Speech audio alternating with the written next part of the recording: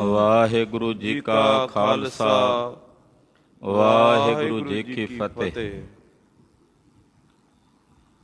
ਜੁਗੋ ਜੁਗ ਅਟਲ ਸ਼ਬਦ ਗੁਰੂ ਸ੍ਰੀ ਗੁਰੂ ਗ੍ਰੰਥ ਸਾਹਿਬ ਜੀ ਦੇ ਪਵਿੱਤਰ ਚਰਨਾਂ 'ਚ ਤਿਲਕ ਤੇ ਜੰਜੂ ਦੇ ਰਾਖੇ ਸਾਹਿਬ ਨੌਵੇਂ ਪਾਤਸ਼ਾਹ ਸ਼੍ਰੀ ਗੁਰੂ ਤੇਗ ਬਹਾਦਰ ਸਾਹਿਬ ਜੀ ਦੇ ਪਵਿੱਤਰ ਪਾਵਨ ਚਰਨ ਛੋਹ ਪ੍ਰਾਪਤ ਇਤਿਹਾਸਕ ਸਥਾਨ ਤੇ ਹਾਜ਼ਰੀਆਂ ਭਰ ਕੇ ਇਕੱਤਰ ਹੋ ਕੇ ਆਪ ਜੀ ਆਪਣੇ ਜੀਵਨ ਦੀਆਂ ਘੜੀਆਂ ਬੀਤ ਜਾ ਰਿਹਾ ਸਮਾਂ ਗੁਰੂ ਲੇਖੇ ਲਾ ਕੇ ਸਫਲਾ ਕਰ ਰਹੇ।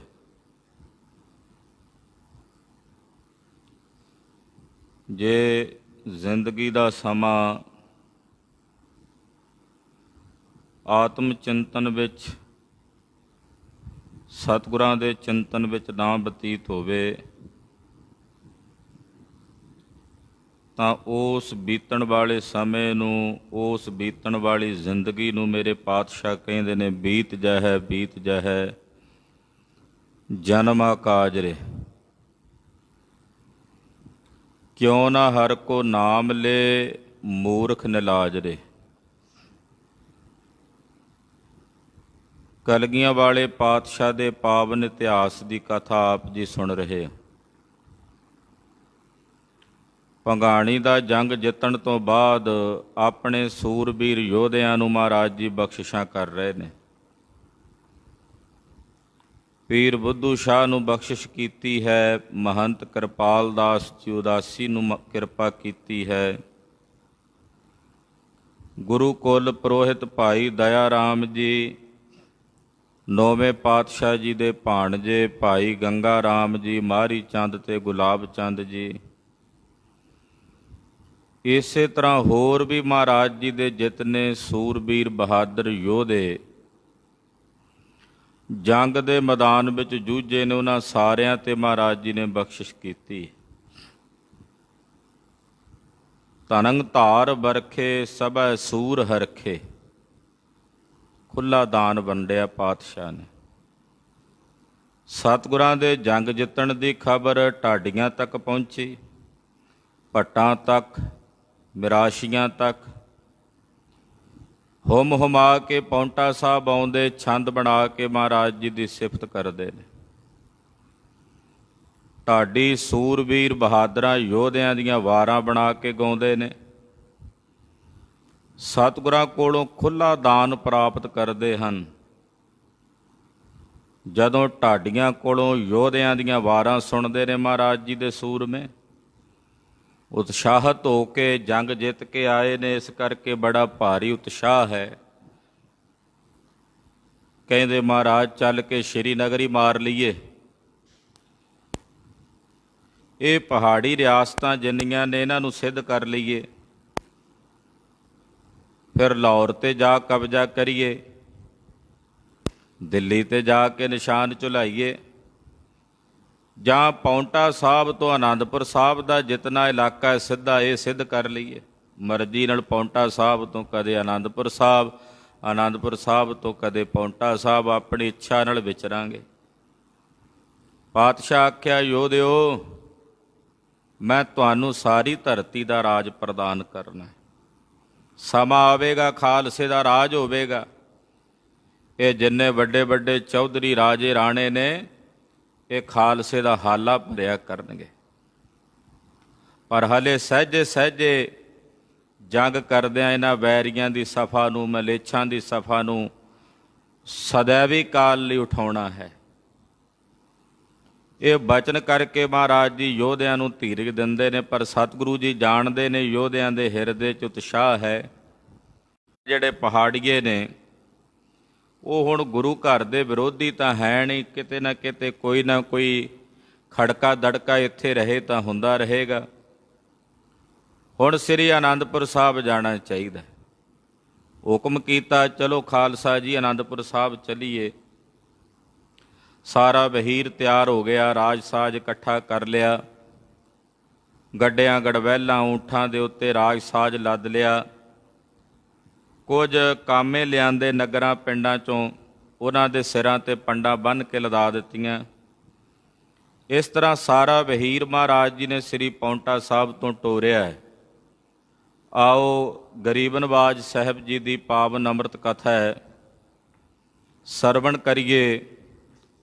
ਕਲਗੀਧਰ ਪਾਤਸ਼ਾਹ ਦੇ ਪਾਵਨ ਚਰਨਾਂ ਦਾ ਧਿਆਨ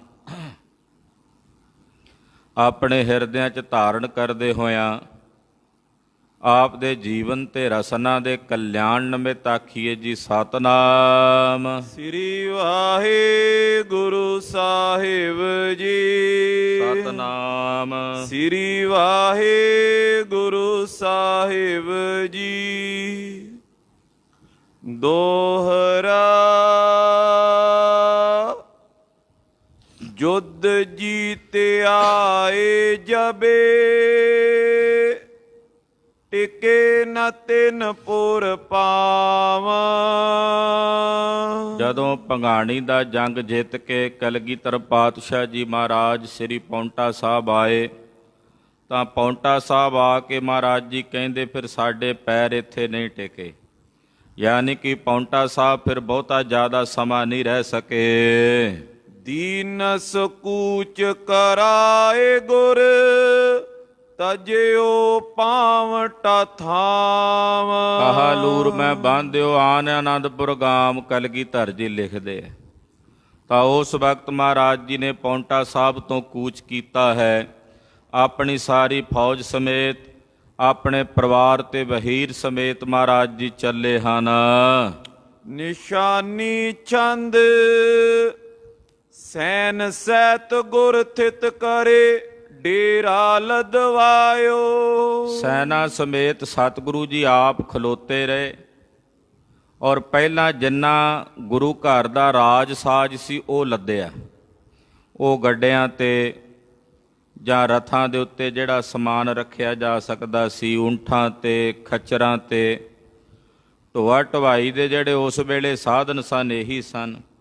ਇਹਨਾਂ ਤੇ ਸਾਰਾ ਜਦੋਂ ਰਾਗ ਸਾਜ ਲੱਦ ਕੇ ਮਹਾਰਾਜ ਜੀ ਨੇ ਟੋਰਿਆ, ਜਦੋਂ ਤੱਕ ਡੇਰਾ ਲਦਵਾਉਂਦੇ ਰਹੇ ਓਨੀ ਦੇਰ ਤੱਕ ਆਪਣੀ ਸੈਨਾ ਸਮੇਤ ਮਹਾਰਾਜ ਜੀ ਖਲੋਤੇ ਰਹੇ, ਪਾਉਂਟਾ ਸਾਹਿਬ ਤੋਂ ਨਹੀਂ ਚੱਲੇ। ਸਨੇ ਸਨੇ ਸਭ ਚੱਲ ਪਰੇ, ਨੀਕੇ ਲੱਖ ਪਾਇਓ। ਜਦੋਂ ਕਲਗੀਧਰ ਜੀ ਨੂੰ ਖਬਰ ਹੋਈ ਕਿ ਹੁਣ ਸਾਰਾ ਡੇਰਾ ਸਾਰਾ ਵਹੀਰ ਸਹਿਜੇ ਸਹਿਜੇ ਚੱਲ ਪਿਆ ਹੈ, ਰਸਤੇ ਦੇ ਉੱਤੇ ਹੁਣ ਇੱਕ ਕਤਾਰ ਦੇ ਵਿੱਚ ਟੁਰ ਪਏ ਨੇ, ਇਹ ਖਬਰ ਜਦੋਂ ਮਹਾਰਾਜ ਜੀ ਨੂੰ ਮਿਲੀ, ਪਏ ਪ੍ਰਭੂ ਅਸਵਾਰ, ਤਬ ਰਣਜੀਤ ਨਗਾਰਾ। ਜਦੋਂ ਸਾਰਾ ਵਹੀਰ ਅੱਗੇ ਲੱਗ ਕੇ ਟੁਰ ਪਿਆ, ਫਿਰ ਕਲਗੀਧਰ ਪਾਤਸ਼ਾਹ ਜੀ ਮਹਾਰਾਜ ਜੀ ਸਵਾਰ ਹੋਏ।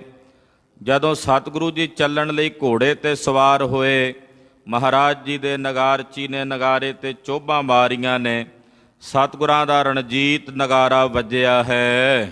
ਬਾਜ ਉਠਿਓ ਵੱਡ ਬੰਬ ਜੁਤ, ਨਿਜ ਸ਼ਬਦ ਪਸਾਰਾ। ਨਗਾਰਾ ਬੜੀ ਉੱਚੀ ਆਵਾਜ਼ ਦੇ ਵਿੱਚ ਵੱਜਿਆ। ਰਣਜੀਤ ਨਗਾਰੇ ਦੀ ਆਵਾਜ਼ ਜਿਹੜੀ ਆ ਦੂਰ ਤੱਕ ਉਹਦਾ ਜਿਹੜਾ ਨਾਦ ਹੈ ਉਹ ਪਸਰਿਆ ਹੈ। ਗਿਰ ਗਿਰ ਮੈਂ ਪ੍ਰਤ ਧੁਨ ਉਠੀ, ਕੰਪੇ ਗਿਰ ਨਾਥਾ। ਜਿਤਨੇ ਪਹਾੜ ਨੇ ਪਹਾੜਾਂ ਦੀ, ਉਹਨਾਂ ਪਹਾੜੀ ਰਿਆਸਤਾਂ ਦੇ ਵਿੱਚ ਰਹਿ ਰਹੇ ਜਿਹੜੇ ਰਾਜੇ ਨੇ ਜਾਂ ਛੋਟੇ ਵੱਡੇ ਚੌਧਰੀ ਰਾਜੇ ਰਾਣੇ ਨੇ, ਉਹਨਾਂ ਨੇ ਜਦੋਂ ਨਗਾਰੇ ਦੀ ਆਵਾਜ਼ ਸੁਣੀ, ਉਹ ਜਿੰਨੇ ਪਹਾੜੀ ਰਾਜੇ ਸਨ ਇੱਕ ਵਾਰੀ ਕੰਬ ਉੱਠੇ। ਨਗਾਰੇ ਦੀ ਆਵਾਜ਼ ਸੁਣ ਕੇ ਉਹਨਾਂ ਦਾ ਹਿਰਦਾ ਕੰਬ ਉੱਠਿਆ। ਗੁਰੂ ਛੁਟਾਏ ਨ ਰਾਜ ਕੋ, ਇਮ ਡਰ ਵਿੱਚ ਉਹਨਾਂ ਦੇ ਇਹ ਡਰ ਆ ਗਿਆ ਕਿ ਕਿਤੇ ਗੁਰੂ ਜੀ ਹੁਣ ਸਾਡੀ ਰਿਆਸਤ ਤੇ ਹਮਲਾ ਕਰਕੇ ਸਾਡਾ ਰਾਜ ਨਾ ਖੋਹ ਲੈਣ। ਨਗਾਰੇ ਦੀ ਆਵਾਜ਼ ਕਹਿੰਦੇ ਰਣਜੀਤ ਦੀ ਇੰਨੀ ਗੂੰਜੀ ਹੈ ਕਿ ਉਸ ਨਾਦ ਨੂੰ, ਆਵਾਜ਼ ਨੂੰ ਸੁਣ ਕੇ ਪਹਾੜੀ ਰਾਜਿਆਂ ਦੇ ਹਿਰਦੇ ਦਹਿਲ ਗਏ ਨੇ, ਕੰਬ ਉੱਠੇ ਨੇ ਉਹਨਾਂ ਦੇ ਹਿਰਦੇ। ਪੂਰਾ ਮੰਗਾਣ ਲੱਗੇ, ਪਤਾ ਤਾਂ ਕਰੋ ਗੁਰੂ ਜੀ ਕਿਸ ਪਾਸੇ ਜਾ ਰਹੇ ਨੇ, ਕਿਤੇ ਸਾਡੀ ਰਿਆਸਤ ਵੱਲ ਜਾਂ ਸਾਡੇ ਨਗਰ ਵੱਲ ਹਮਲਾ ਕਰਨ ਤਾਂ ਨਹੀਂ ਆ ਰਹੇ। ਆਪੋ ਆਪਣੇ ਬੰਦੇ ਭੇਜ ਕੇ, ਜਸੂਸ ਭੇਜ ਕੇ ਸੱਜੇ ਖੱਬੇ ਖਬਰਾਂ ਮੰਗਾਉਣ ਲੱਗੇ। ਆਨੰਦਪੁਰ ਕੋ ਕੂਚ ਕਰ ਗਮਨੇ ਗੋਸਾਈ। ਉਹਨਾਂ ਨੇ ਆਣ ਕੇ ਦੱਸਿਆ, ਉਹ ਰਾਜਿਓ ਕਿਉਂ ਡਰੀ ਜਾਂਦੇ ਹੋ? ਕਲਗੀਧਰ ਜੀ ਤਾਂ ਆਪਣੀ ਨਗਰੀ ਸ੍ਰੀ ਆਨੰਦਪੁਰ ਸਾਹਿਬ ਨੂੰ ਜਾ ਰਹੇ ਨੇ। ਉਹ ਕਿਸੇ ਰਿਆਸਤ ਦੇ ਉੱਤੇ ਜਾਂ ਕਿਸੇ ਰਾਜ ਦੇ ਉੱਤੇ ਹਮਲਾ ਕਰਨ ਨਹੀਂ ਆ ਰਹੇ, ਉਹ ਤਾਂ ਆਪਣੀ ਨਗਰੀ ਸ੍ਰੀ ਆਨੰਦਪੁਰ ਸਾਹਿਬ ਨੂੰ ਜਾ ਰਹੇ ਹਨ। ਸੁਪਤੇ ਸੁਖ ਕੀ ਨੀਂਦ ਸਭ, ਨਹੀਂ ਤਾਂ ਡਰੇ ਵਿਸਾਲਾ। ਕਹਿੰਦੇ ਜਦੋਂ ਉਹਨਾਂ ਰਾਜਿਆਂ ਨੇ ਸੁਣਿਆ ਵੀ ਚਲੋ ਗੁਰੂ ਜੀ ਆਨੰਦਪੁਰ ਸਾਹਿਬ ਚੱਲੇ ਨੇ, ਤਾਂ ਜਾ ਕੇ ਸੁੱਖ ਦੀ ਨੀਂਦੇ ਸੁੱਤੇ, ਨਹੀਂ ਤਾਂ ਉਧਰੋਂ ਨਗਾਰੇ ਦੀ ਆਵਾਜ਼ ਆਉਂਦੀ ਸੀ, ਉੱਠ ਉੱਠ ਬਹਿੰਦੇ ਸੀ ਪਲੰਗੇ ਤੋਂ, ਹਾਏ ਕਿਤੇ ਇੱਧਰ ਨਾ ਆ ਜਾਣ, ਕਿਤੇ ਸਾਡਾ ਰਾਜ ਨਾ ਖੋਹ ਲੈਣ। ਕਿਉਂਕਿ ਖਾਲਸਾ ਜੀ, ਸੱਚ ਦੇ ਸਾਹਮਣੇ ਹਮੇਸ਼ਾ ਜਿਹੜਾ ਪਾਪ ਹੈ ਉਹ ਕੰਬਦਾ ਹੈ। ਸੱਚ ਦੇ ਸਾਹਮਣੇ ਪਾਪ ਹਮੇਸ਼ਾ ਕੰਬਦਾ ਹੈ। ਇਸ ਕਰਕੇ ਇਹਨਾਂ ਨੂੰ ਆਪਣੇ ਪਾਪ ਦਾ ਖਦਸ਼ਾ ਸੀ, ਡਰ ਸੀ। ਫਤਿਹ ਸ਼ਾਹ ਦੀ ਮਦਦ ਜੋ ਕੀਤੀ ਸੀ, ਇਹਨਾਂ ਨੇ ਗੁਰੂ ਸਾਹਿਬ ਦੇ ਖਿਲਾਫ ਲੜੇ ਸੀ। ਜਦੋਂ ਇਹਨਾਂ ਨੂੰ ਪਤਾ ਲੱਗਾ ਕਿ ਸਤਿਗੁਰੂ ਜੀ ਆਨੰਦਪੁਰ ਸਾਹਿਬ ਜਾ ਰਹੇ ਨੇ, ਇਹ ਸੁਣ ਕੇ ਤਾਂ ਫਿਰ ਇਹਨਾਂ ਦੇ ਮਨ ਸ਼ਾਂਤ ਹੋਏ ਤੇ ਸੁੱਖ ਦੀ ਨੀਂਦੇ ਸੁੱਤੇ, ਨਹੀਂ ਤਾਂ ਡਰ ਰਹੇ ਸਨ। ਚੜੇ ਪਾਵਟੇ ਨਗਰ ਤੇ ਇਸ ਰੀਤ ਕਿਰਪਾਲਾ। ਇਸ ਪ੍ਰਕਾਰ ਨਾਲ ਪਰਮ ਕਿਰਪਾਲੂ ਦਿਆਲੂ ਸਤਿਗੁਰੂ ਕਲਗੀਧਰ ਪਾਤਸ਼ਾਹ ਜੀ ਮਹਾਰਾਜ ਸ੍ਰੀ ਪਾਉਂਟਾ ਸਾਹਿਬ ਤੋਂ ਚੜ੍ਹੇ ਹਨ, ਚੱਲੇ ਹਨ। ਉਠੀ ਧੂਲ ਨਭ ਮੈਂ ਉਡੀ, ਟਾਂਪਿਓ ਰਵ ਜਾਈ। ਮਹਾਰਾਜ ਜੀ ਜਦੋਂ ਚੱਲੇ, ਫੌਜਾਂ ਚੱਲੀਆਂ, ਵਹੀਰ ਚੱਲਿਆ, ਉਹਨਾਂ ਦੇ ਪੌੜਾਂ ਨਾਲ, ਘੋੜਿਆਂ ਦੇ ਪੈਰਾਂ ਨਾਲ, ਯੋਧਿਆਂ ਦੇ ਪੈਰਾਂ ਨਾਲ ਇੱਕ ਵਾਰੀ ਮਿੱਟੀ ਉੱਡ ਕੇ ਆਕਾਸ਼ ਨੂੰ ਜਾ ਚੜੀ ਹੈ। ਸੂਰਜ ਨੂੰ ਉਹਨੇ ਢੱਕ ਲਿਆ। ਛੁੱਟੇ ਤੜਾਕੇ ਤੁਪਕ ਕੇ ਵੱਡ ਸ਼ਬਦ ਉਠਾਈ। ਯੋਧੇ ਇੰਨੇ ਉਤਸ਼ਾਹਤ ਨੇ ਕਿ ਘੋੜੇ ਤੇ ਜਾਂਦਿਆਂ ਜਾਂਦਿਆਂ ਸਵਾਰ ਹੋਏ, ਬੰਦੂਕਾਂ ਦੇ ਵਿੱਚ ਗੋਲੀਆਂ ਪਾ ਕੇ ਸ਼ਲਖ ਚਲਾਉਂਦੇ ਨੇ ਕਿ ਅਸੀਂ ਜੰਗ ਜਿੱਤ ਕੇ ਚੱਲੇ ਹਾਂ, ਰਣ ਭੂਮੀ ਵਿੱਚ ਜੰਗ ਫਤਿਹ ਕਰਕੇ ਚੱਲੇ ਹਾਂ।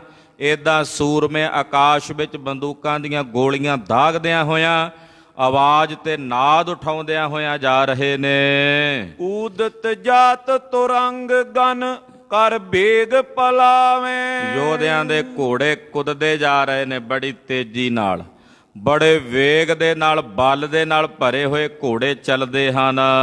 ਔਰ ਪਰੇ ਦਿੜ ਠੌਰ ਮੈਂ ਨਾਦਤ ਮਗ ਜਾਵੇਂ। ਰਸਤਾ ਪਹਾੜੀ ਹੈ, ਇਸ ਕਰਕੇ ਥੱਲੇ ਜ਼ਮੀਨ ਕਈ ਥਾਵਾਂ ਤੇ ਪਥਰੀਲੀ ਹੈ। ਜਦੋਂ ਘੋੜੇ ਚੱਲਦੇ ਨੇ, ਉਹ ਥੱਲੇ ਪੱਕਾ ਥਾਂ ਹੋਣ ਕਰਕੇ ਘੋੜਿਆਂ ਦੇ ਪੈਰ ਜਦੋਂ ਥੱਲੇ ਪੱਕੇ ਥਾਂ ਤੇ ਵੱਜਦੇ ਨੇ, ਉਹਦੀ ਆਵਾਜ਼ ਜ਼ਿਆਦਾ ਆਉਂਦੀ। ਕੱਚੇ ਥਾਂ ਤੇ ਘੋੜਾ ਚੱਲੇ ਆਵਾਜ਼ ਘੱਟ ਆਉਂਦੀ ਹੈ, ਪੱਕੇ ਥਾਂ ਤੇ ਚੱਲੇ ਤੇ ਉਹਦਾ ਖੜਾਕ ਜਿਹੜਾ ਉਹ ਜ਼ਿਆਦਾ ਆਉਂਦਾ। ਕਹਿੰਦੇ ਉਹ ਥੱਲੇ ਪੱਕਾ ਥਾਂ ਹੋਣ ਕਰਕੇ, ਪਥਰੀਲੀ ਥਾਂ ਹੋਣ ਕਰਕੇ ਘੋੜਿਆਂ ਦੇ ਪੌੜ ਜਦੋਂ ਜ਼ਮੀਨ ਤੇ ਵੱਜਦੇ ਨੇ, ਔਰ ਉਹਨਾਂ ਦਾ ਬੜਾ ਭਿਆਨਕ ਇੱਕ ਪ੍ਰਕਾਰ ਦਾ ਨਾਦ ਆਵਾਜ਼ ਸੁਣਾਈ ਦਿੰਦੀ ਹੈ। ਪਏ ਸਿੱਖ ਕਾਇਲ ਸੋ ਭੱਟ ਸੇ ਚਲੇ ਉਠਾਏ। ਕਈ ਸਿੱਖ, ਕਈ ਯੋਧੇ ਜਿਹੜੇ ਭੰਗਾਣੀ ਦੇ ਜੰਗ 'ਚ ਜ਼ਖਮੀ ਹਾਲਤ ਵਿੱਚ ਸਨ, ਉਹਨਾਂ ਜ਼ਖਮੀਆਂ ਘਾਇਲਾਂ ਨੂੰ ਵੀ ਚੁੱਕ ਕੇ ਨਾਲ ਲਿਜਾਇਆ ਜਾ ਰਿਹਾ ਹੈ। ਉਹਨਾਂ ਦੀ ਸਹੀ ਤਰੀਕੇ ਦੇ ਨਾਲ ਦੇਖਭਾਲ ਕਰਦਿਆਂ ਹੋਇਆਂ ਕਿ ਯੋਧੇ ਨੇ, ਇਹਨਾਂ ਨੇ ਰਣ ਭੂਮੀ ਵਿੱਚ ਆਪਣੇ ਸਰੀਰ ਤੇ ਜ਼ਖਮ ਸਹਾਰੇ ਨੇ। ਜਿਹੜੇ ਜ਼ਿਆਦਾ ਜ਼ਖਮੀ ਹਾਲਤ, ਜੇ ਥੋੜਾ ਬਹੁਤਾ ਕਿਸੇ ਨੂੰ ਜ਼ਖਮ ਹੈ ਉਹ ਤਾਂ ਚੜ੍ਹ ਗਏ ਘੋੜਿਆਂ ਤੇ, ਪਰ ਜਿਹੜੇ ਜ਼ਿਆਦਾ ਜ਼ਖਮੀ ਹਾਲਤ ਵਿੱਚ ਸਨ ਉਹ ਕਿਸੇ ਨੂੰ ਗੱਡੇ ਦੇ ਉੱਤੇ ਲਿਟਾ ਲਿਆ, ਜਿਹੜੇ ਜ਼ਿਆਦਾ ਜ਼ਖਮੀ ਨੇ। ਜਿਹੜੇ ਥੋੜੇ ਬਹੁਤੇ ਘੱਟ ਨੇ ਜਾਂ ਲੱਤ ਆਦਿ ਕਿਸੇ ਦੀ ਫੱਟੜ ਹੈ, ਉਹਨਾਂ ਨੂੰ ਕਈਆਂ ਨੇ ਮੋਢਿਆਂ ਤੇ ਚੁੱਕ ਲਿਆ ਯੋਧਿਆਂ ਨੂੰ। ਇਸ ਤਰ੍ਹਾਂ ਜ਼ਖਮੀਆਂ ਨੂੰ ਮਹਾਰਾਜ ਜੀ ਸੰਭਾਲ ਕੇ ਨਾਲ ਲੈ ਕੇ ਜਾ ਰਹੇ ਨੇ। ਗ੍ਰਾਮਨ ਕੇ ਨਰ ਬ੍ਰਿੰਦਈ ਸਿਰ ਧਰ ਗਮਨਾਏ। ਬਹੁਤ ਸਾਰੇ ਪਿੰਡਾਂ ਦੇ ਜਿਹੜੇ ਲੋਕ ਨੇ, ਕਈ ਜ਼ਖਮੀਆਂ ਨੂੰ ਪਲੰਘਿਆਂ ਦੇ ਉੱਤੇ ਲਟਾਇਆ ਹੋਇਆ, ਤੇ ਉਹ ਪਲੰਘੇ ਜਿਹੜੇ ਨੂੰ ਚੁੱਕ ਕੇ ਪਿੰਡਾਂ ਦੇ ਜਿਹੜੇ ਨੌਕਰ ਵਗੈਰਾ ਨੇ ਜਾਂ ਜਿਹੜੇ ਗੁਰੂ ਘਰ ਦੇ ਸ਼ਰਧਾਲੂ ਨੇ, ਉਹ ਚੁੱਕ ਕੇ ਲੈ ਕੇ ਜਾਂਦੇ ਹਨ। ਖਾਨ ਪਾਨ ਕੀ ਸੁਧ ਸਕਲ ਪਾਖੀ ਬੋਲੀਜੇ।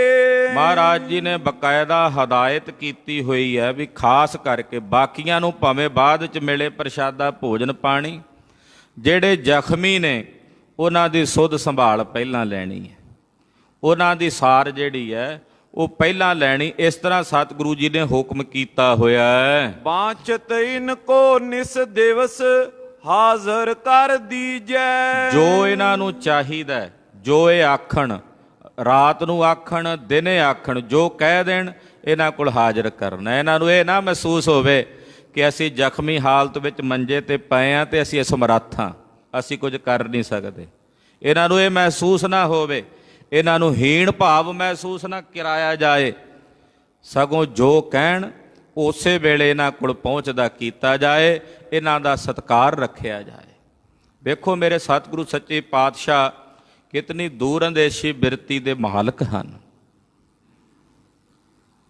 ਬਕਾਇਦਾ ਹਦਾਇਤ ਕੀਤੀ ਹੈ ਵੀ ਜਿਹੜੇ ਉਹ ਜ਼ਖਮੀ ਯੋਧੇ ਨੇ, ਬਿਮਾਰ ਨੇ, ਉਹਨਾਂ ਦੀ ਰਾਤ ਦਿਨ ਖਬਰ ਲੈਣੀ। ਜੋ ਕਹਿ ਦੇਣ, ਜੋ ਆਖਣ, ਭਾਵੇਂ ਰਾਤ ਨੂੰ ਕਹਿਣ ਦਿਨੇ ਕਹਿਣ, ਉਹਨਾਂ ਕੋਲ ਪਹੁੰਚਦਾ ਕਰਨਾ।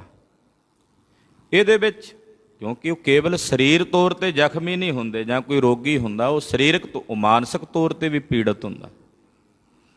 ਅੱਜ ਦਾ ਜਿਹੜਾ ਇਹ ਵਰਤਮਾਨ ਦਾ ਸਮਾਂ ਚੱਲ ਰਿਹਾ ਹੈ, ਜੇ ਕਿਸੇ ਬਿਮਾਰੀ ਕਰਕੇ ਕੋਈ ਪੀੜਤ ਨਹੀਂ ਵੀ ਹੈ, ਉੱਦਾਂ ਹੀ ਉਹਨਾਂ ਨੂੰ ਉਹ ਕਿੱਡਾ ਦਹਿਸ਼ਤ ਦਾ ਮਾਹੌਲ ਬਣਾ ਕੇ ਉਹਨਾਂ ਨੂੰ ਮਾਨਸਿਕ ਤੌਰ ਤੇ ਵੀ ਪੀੜਤ ਕੀਤਾ ਜਾਂਦਾ ਵੀ ਤੁਹਾਡੇ ਕਰਕੇ ਆ ਹੋਇਆ।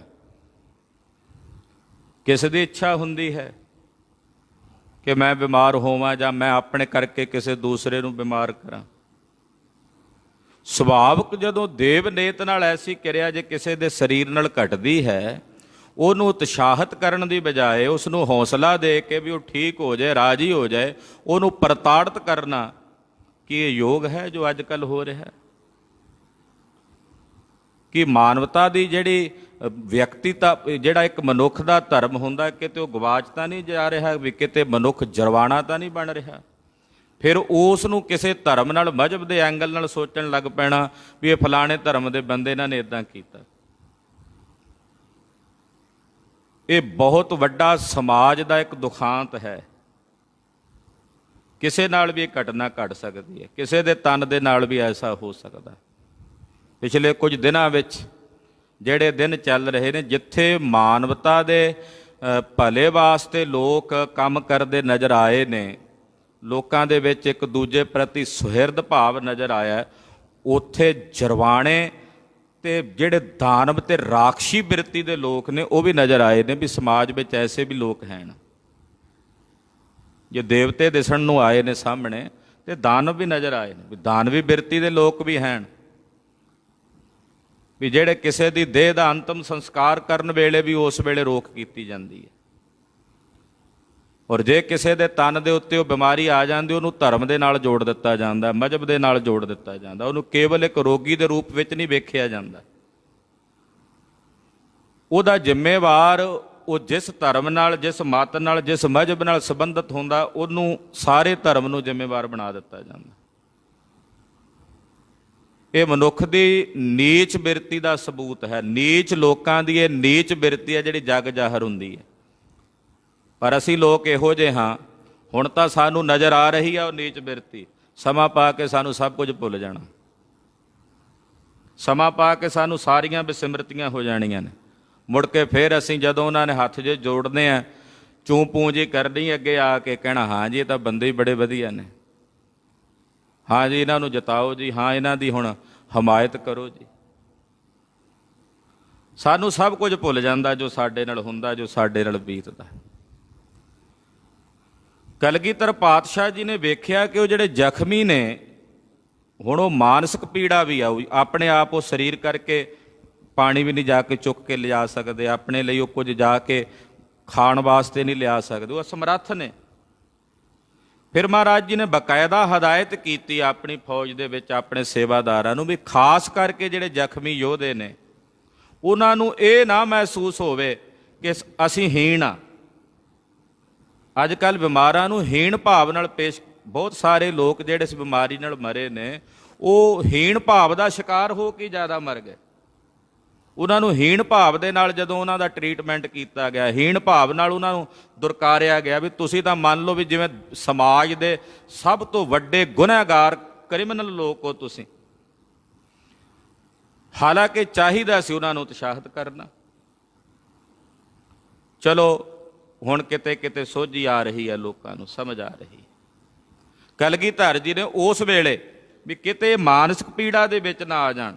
ਸਰੀਰਕ ਪੀੜਾ ਨਾਲੋਂ ਕਈ ਗੁਣਾ ਵੱਧ ਦੁਖਦਾਈ ਪੀੜਾ ਹੁੰਦੀ ਹੈ ਮਾਨਸਿਕ ਪੀੜਾ। ਸਰੀਰਕ ਪੀੜਾ ਨੂੰ ਤਾਂ ਬੰਦਾ ਫਿਰ ਵੀ ਭੁੱਲ ਜਾਂਦਾ, ਕੋਈ ਪੇਨ ਕਿਲਰ ਖਾਵੇ ਉਹਦੇ ਨਾਲ ਉਹ ਸ਼ਾਂਤ ਹੋ ਜਾ। ਮਾਨਸਿਕ ਪੀੜਾ ਇਤਨੀ ਭਿਆਨਕ ਹੈ ਵੀ ਅੰਦਰ ਛੁਰੀਆਂ ਚੱਲਦੀਆਂ ਨੇ, ਇੰਨੀ ਭਿਆਨਕ ਦਰਦ ਹੁੰਦੀ ਹੈ। ਗੁਰਦੇਵ ਨੇ ਆਖਿਆ ਮੇਰਾ ਕੋਈ ਯੋਧਾ ਮਾਨਸਿਕ ਪੀੜਾ ਜਾਂ ਮਾਨਸਿਕ ਤਣਾਅ ਦੇ ਵਿੱਚ ਨਾ ਆਵੇ। ਜੋ ਚਾਹੁੰਦੇ ਨੇ, ਜੋ ਜ਼ਖਮੀ ਪਏ ਹੋਏ ਨੇ, ਜੇ ਰਾਤ ਨੂੰ ਕੁਝ ਕਹਿਣ ਤੇ ਰਾਤ ਨੂੰ ਵੀ ਤੁਸੀਂ ਉਹਨਾਂ ਦੇ ਕੋਲ ਹਾਜ਼ਰ ਰਹਿਣਾ। ਜੋ ਕਹਿ ਦੇਣ ਮੁੱਖ ਤੋਂ ਉਹਨਾਂ ਨੂੰ ਕੋਲ ਪਹੁੰਚਦਾ ਕਰਨਾ, ਕਿਉਂਕਿ ਜ਼ਖਮੀ ਹਾਲਤ ਵਿੱਚ, ਬਿਮਾਰ ਹਾਲਤ 'ਚ ਰਾਤ ਨੂੰ ਉਹਨਾਂ ਨੂੰ ਪਾਣੀ ਦੀ ਲੋੜ ਪੈ ਸਕਦੀ ਹੈ, ਕਿਸੇ ਹੋਰ ਵਸਤੂ ਦੀ ਲੋੜ ਪੈ ਸਕਦੀ ਹੈ। ਤੁਸੀਂ ਹਰ ਵੇਲੇ ਉਹਨਾਂ ਕੋਲ ਤਤਪਰ ਰਹਿਣਾ। ਇਹ ਮਹਾਰਾਜ ਕਲਗੀਧਰ ਜੀ ਨੇ ਬਕਾਇਦਾ ਆਪਣਿਆਂ ਯੋਧਿਆਂ ਨੂੰ, ਆਪਣਿਆਂ ਸੂਰਮਿਆਂ ਨੂੰ ਸੁਚੇਤ ਕੀਤਾ।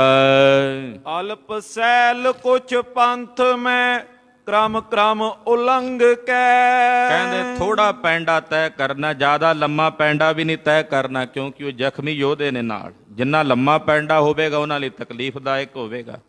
ਇਸ ਕਰਕੇ ਕਹਿੰਦੇ ਕ੍ਰਮ ਕਰਕੇ ਥੋੜਾ ਪੈਂਡਾ ਸਤਿਗੁਰੂ ਜੀ ਤੈਅ ਕਰਦੇ ਨੇ। ਵਹਿਰ ਆਏ ਡੇਰਾ ਕਰਿਓ ਸੁੱਠ ਥਲ ਪਿਖ ਕਹਿ ਕੇ। ਪੌਂਟਾ ਸਾਹਿਬ ਤੋਂ ਥੋੜਾ ਜਿਹਾ ਹੀ ਪੈਂਡਾ ਤੈਅ ਕਰਕੇ ਬਾਹਰ ਆਏ ਤੇ ਇੱਕ ਚੰਗਾ ਰਮਣੀਕ ਥਾਂ ਵੇਖ ਕੇ ਕਲਗੀਧਰ ਜੀ ਨੇ ਡੇਰਾ ਕੀਤਾ, ਪੜਾ ਕੀਤਾ।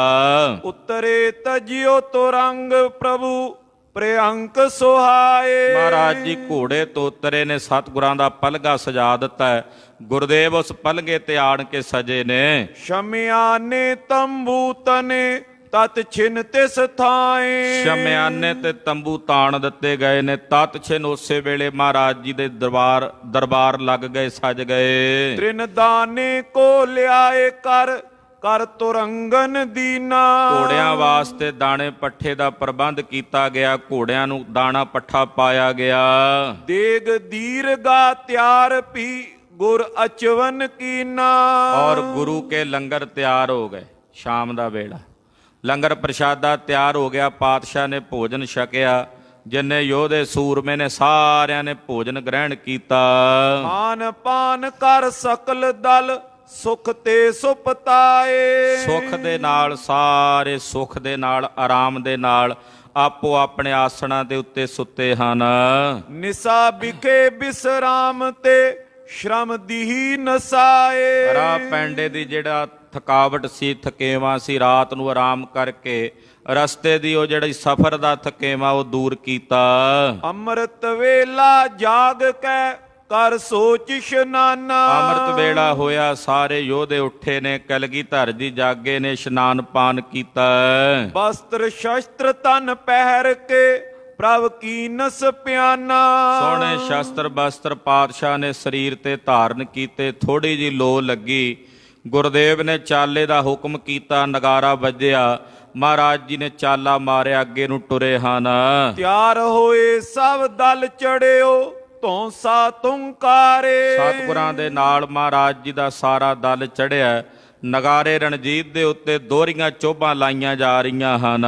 ਮਾਰਗ ਪ੍ਰਸਥਾਨੇ ਪ੍ਰਭੂ ਵਿਦਿਤਿਓ ਜਗ ਸਾਰੇ। ਸਾਰੇ ਜਗਤ ਵਿੱਚ ਗੱਲ ਵਿਦਿਤ ਹੋ ਗਈ ਹੈ ਕਿ ਕਲਗੀਧਰ ਪਾਤਸ਼ਾਹ ਜੀ ਮਹਾਰਾਜ ਜੀ ਜਾ ਰਹੇ ਨੇ ਆਨੰਦਪੁਰ ਸਾਹਿਬ। ਰਸਤੇ ਵਿੱਚ ਬਹੁਤ ਸਾਰਿਆਂ ਪਿੰਡਾਂ ਨਗਰਾਂ ਵਾਲਿਆਂ ਨੂੰ ਖਬਰਾਂ ਪਹੁੰਚ ਰਹੀਆਂ ਨੇ। ਸ਼ਹਿਰ ਸੰਢੋਰੇ ਨਿਕਟ ਕੋ ਆਗੇ ਜਬ ਚਾਲੇ। ਮਹਾਰਾਜ ਜੀ ਸਢੋਰੇ ਵਾਲੇ ਪਾਸੇ, ਜਿਸ ਨਗਰ ਦੇ ਪੀਰ ਬੁੱਧੂ ਸ਼ਾਹ ਜੀ ਸਨ, ਕਲਗੀਧਰ ਜੀ ਪੌਂਟਾ ਸਾਹਿਬ ਤੋਂ ਉਸ ਨਗਰ ਵਾਲੇ ਪਾਸੇ, ਸਢੋਰੇ ਵਾਲੇ ਪਾਸੇ ਨੂੰ ਵੱਧ ਕੇ ਜਾ ਰਹੇ ਨੇ। ਨਾਹਣ ਕੇ ਨ੍ਰਿਪ ਜਬ ਸੁਨਿਓ ਗੁਰ ਕੂਚ ਸੰਭਾਲੇ।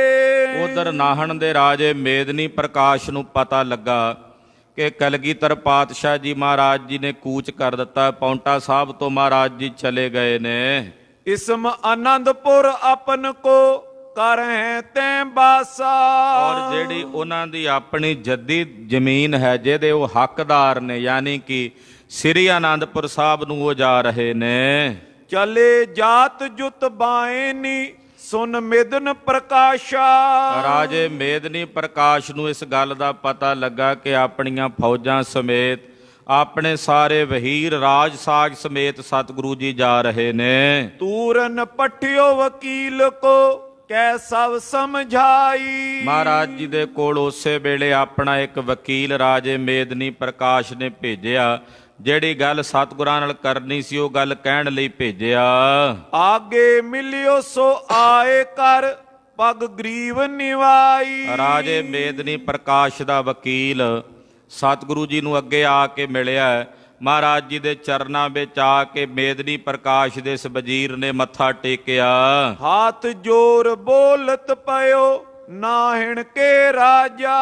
ਹੱਥ ਜੋੜ ਕੇ ਨਾਹਣ ਦੇ ਰਾਜੇ ਵੱਲੋਂ ਇਹਨੇ ਬੇਨਤੀ ਕੀਤੀ। ਮਹਾਰਾਜ ਰਾਜਾ ਮੇਦਨੀ ਪ੍ਰਕਾਸ਼ ਆਪ ਅੱਗੇ ਹੱਥ ਜੋੜ ਕੇ ਬੇਨਤੀ ਕਰਦਾ ਹੈ। ਪਟਿਓ ਸ਼ਿਗਰ ਟਿਗ ਆਪ ਕੇ ਸੁਨੀਏ ਮਹਾਰਾਜਾ। ਮਹਾਰਾਜ ਜਦੋਂ ਉਹਨੇ ਸੁਣਿਆ ਕਿ ਆਪ ਜੀ ਜਾ ਰਹੇ ਹੋ, ਇਹ ਸੁਣਦਿਆਂ ਬੜੀ ਸ਼ੀਘਰਤਾਈ ਨਾਲ ਛੇਤੀ ਨਾਲ ਉਹਨੇ ਮੈਨੂੰ ਆਪ ਜੀ ਦੇ ਕੋਲ ਭੇਜਿਆ ਬੇਨਤੀ ਕਰਨ ਲਈ। ਚਰਨ ਕਮਲ ਪਰ ਬੰਦਨਾ ਕਰ ਬੰਦ ਬਖਾਨੀ। ਮਹਾਰਾਜ ਰਾਜੇ ਮੇਦਨੀ ਪ੍ਰਕਾਸ਼ ਨੇ ਹੱਥ ਜੋੜ ਕੇ ਆਪ ਜੀ ਦੇ ਚਰਨਾਂ ਵਿੱਚ ਨਮਸਕਾਰ ਕੀਤੀ ਹੈ, ਵੰਦਨਾ ਕੀਤੀ ਹੈ। ਚੜੇ ਅਚਾਨਕ ਆਪ ਪ੍ਰਭ ਹਮ ਸੁਨਿਓ ਨ ਕਾਨੀ। ਮਹਾਰਾਜ ਅਚਾਨਕ ਆਪ ਜੀ ਨੇ ਪੌਂਟਾ ਸਾਹਿਬ ਤੋਂ ਚੱਲਣ ਦੀ ਤਿਆਰੀ ਕਰ ਲਈ। ਸਾਨੂੰ ਇਹਦੀ ਖਬਰ ਹੀ ਨਹੀਂ ਹੋਈ ਕਿ ਆਪ ਜੀ ਜਾਣ ਲੱਗੇ ਹੋ, ਇਹ ਸਾਨੂੰ ਪਤਾ ਹੀ ਨਹੀਂ ਲੱਗਾ। ਲਾਹਿੜਪੁਰ ਕੇ ਨਿਕਟ ਅਬ ਡੇਰਾ ਨਿਜ ਪਾਵੋ। ਮਹਾਰਾਜ ਇੱਥੋਂ ਅੱਗੇ ਲਾਹਿੜਪੁਰ ਨਾਮਕ ਇੱਕ ਨਗਰ ਹੈ। ਆਪ ਜੀ ਉੱਥੇ ਚੱਲ ਕੇ ਡੇਰਾ ਕਰੋ। ਲਾਹਿੜਪੁਰ ਉੱਥੇ ਸਤਿਗੁਰਾਂ ਦਾ ਸਥਾਨ ਬਣਿਆ ਹੋਇਆ ਹੈ, ਸਡੋਰੇ ਤੋਂ ਕੁਝ ਦੂਰੀ ਤੇ ਹੈ। ਕਹਿਣ ਲੱਗੇ ਜੀ ਲਾਹਿੜਪੁਰ ਨਗਰ ਦੇ ਵਿੱਚ ਆਪ ਜੀ ਅੱਗੇ ਚੱਲ ਕੇ ਉਤਾਰਾ ਕਰੋ। ਮੈਂ ਆਵੋ ਦਰਸ਼ਨ ਕਰਨ ਪੁਨ ਅਗਰ ਸਿਧਾਵੋ। ਮੇਦਨੀ ਪ੍ਰਕਾਸ਼ ਰਾਜਾ ਕਹਿੰਦਾ ਵੀ ਲਾਹੜਪੁਰ ਮੈਂ ਆਪ ਜੀ ਦੇ ਦਰਸ਼ਨਾਂ ਨੂੰ ਆਵਾਂਗਾ। ਆਪ ਜੀ ਮੈਨੂੰ ਦਰਸ਼ਨ ਦੇ ਕੇ ਫਿਰ ਜਿਵੇਂ ਮਰਜ਼ੀ ਆਪ ਜੀ ਦੀ ਇੱਛਾ ਹੋਵੇ ਅੱਗੇ ਨੂੰ ਚਲੇ ਜਾਣਾ। ਦਾਸ ਕਦੀਮੀ ਆਪ ਕੋ ਡੇਰਾ ਅਬ ਕੀਜੈ। ਮਹਾਰਾਜ ਮੇਦਨੀ ਪ੍ਰਕਾਸ਼ ਰਾਜਾ ਆਪ ਜੀ ਦੇ ਚਰਨਾਂ ਦਾ ਮੁੱਢ ਕਦੀਮੀ ਸੇਵਕ ਹੈ।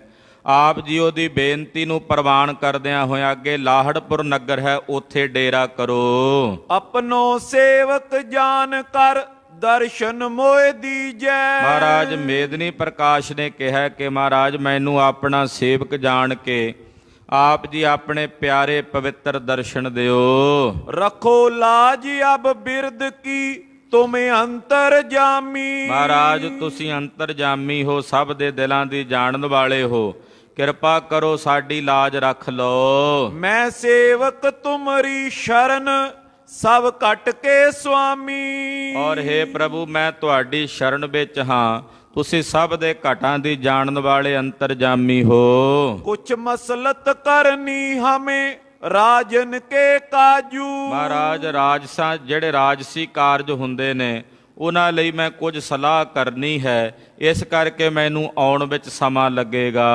ਆਹੇ ਭਰੋਸਾ ਆਪ ਕੋ ਨਿਤ ਪ੍ਰਤ ਮਹਾਰਾਜੂ। हे ਮਹਾਰਾਜ ਜੀ ਮੈਨੂੰ ਆਪ ਜੀ ਦਾ ਭਰੋਸਾ ਹੈ, ਮੈਂ ਆਪ ਜੀ ਤੇ ਭਰਵਾਸਾ ਰੱਖਦਾ ਹਾਂ। ਜਾਣੇ ਆਪਨੋ ਗੁਰੂ ਜੀ ਕਰੁਣਾ ਅਵਤਾਰੋ। हे ਗੁਰੂ ਜੀ ਮੈਨੂੰ ਆਪਣਾ ਜਾਣ ਕੇ ਆਪ ਜੀ ਮੇਰੇ ਤੇ ਆਪਣੀ ਕਰੁਣਾ ਤੇ ਦਇਆ ਦ੍ਰਿਸ਼ਟੀ ਕਰੋ। ਇੱਕ ਦੋਏ ਦਿਵਸ ਨਿਵਾਸ ਕੈ ਮਿਸ ਖਿਲਨ ਸ਼ਿਕਾਰੋ। ਮਹਾਰਾਜ ਇੱਕ ਦੋ ਦਿਨ ਆਪ ਜੀ ਇੱਥੇ ਨਿਵਾਸ ਰੱਖੋ ਤੇ ਮੈਂ ਵੀ ਇਧਰੋਂ ਸ਼ਿਕਾਰ ਖੇਡਣ ਦੇ ਬਹਾਨੇ ਆਵਾਂਗਾ, ਤੁਸੀਂ ਵੀ 2 ਦਿਨ ਇੱਥੇ ਟਿਕ ਕੇ ਸ਼ਿਕਾਰ ਖੇਡੋ। ਸੁਨ ਬੇਨਤੀ ਪ੍ਰਭ ਨਿਰਪਤ ਕੀ ਨਿਜ ਸਿਵਰ ਉਤਾਰਾ। ਮੇਦਨੀ ਪ੍ਰਕਾਸ਼ ਰਾਜੇ ਦੀ ਬੇਨਤੀ ਸੁਣ ਕੇ ਸਤਿਗੁਰੂ ਜੀ ਨੇ ਲਾਹੜਪੁਰ ਨਗਰ ਦੇ ਵਿੱਚ ਜਾ ਕੇ ਉਤਾਰਾ ਕੀਤਾ, ਡੇਰਾ ਕੀਤਾ। ਸੈਲ ਸਮੀਪ ਸਥਾਨ ਸ਼ੁਭ ਜਲ ਚਲਤ ਨਿਹਾਰਾ।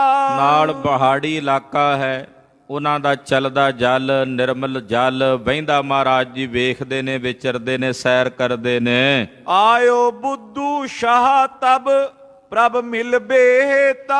ਇਸ ਨਗਰ ਲਾਹੜਪੁਰ ਵਿੱਚ ਪੀਰ ਬੁੱਧੂ ਸ਼ਾਹ ਜੀ ਸਤਿਗੁਰੂ ਜੀ ਨੂੰ ਮਿਲਣ ਵਾਸਤੇ, ਮਹਾਰਾਜ ਜੀ ਦੇ ਦਰਸ਼ਨ ਕਰਨ ਵਾਸਤੇ ਚੱਲ ਕੇ ਆਏ। ਉਤਰੇ ਨਿਕਟ ਹਕਾਰ ਕਰ ਬੈਠੇ ਕੁਲ ਕੇਤਾ।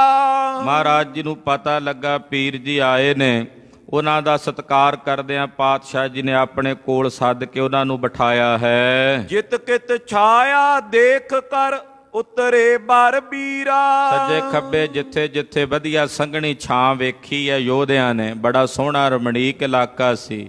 ਆਪੋ ਆਪਣੀਆਂ ਥਾਵਾਂ ਤੇ ਯੋਧਿਆਂ ਨੇ ਘੋੜੇ ਬੰਨ ਲਏ ਨੇ, ਉਤਾਰੇ ਕਰ ਲਏ ਹਨ। ਸੁੰਦਰ ਪਿਖਿਓ ਸਥਾਨ ਕੋ ਕਛ ਚਾਲਤ ਨੀਰਾ। ਨਾਲ ਹੀ ਬੜਾ ਸੋਹਣਾ ਸਥਾਨ ਵੇਖ ਕੇ ਤੇ ਨੇੜੇ ਪਾਣੀ ਵਗਦਾ ਸਤਿਗੁਰੂ ਕਲਗੀਧਰ ਜੀ ਨੇ ਵੇਖਿਆ।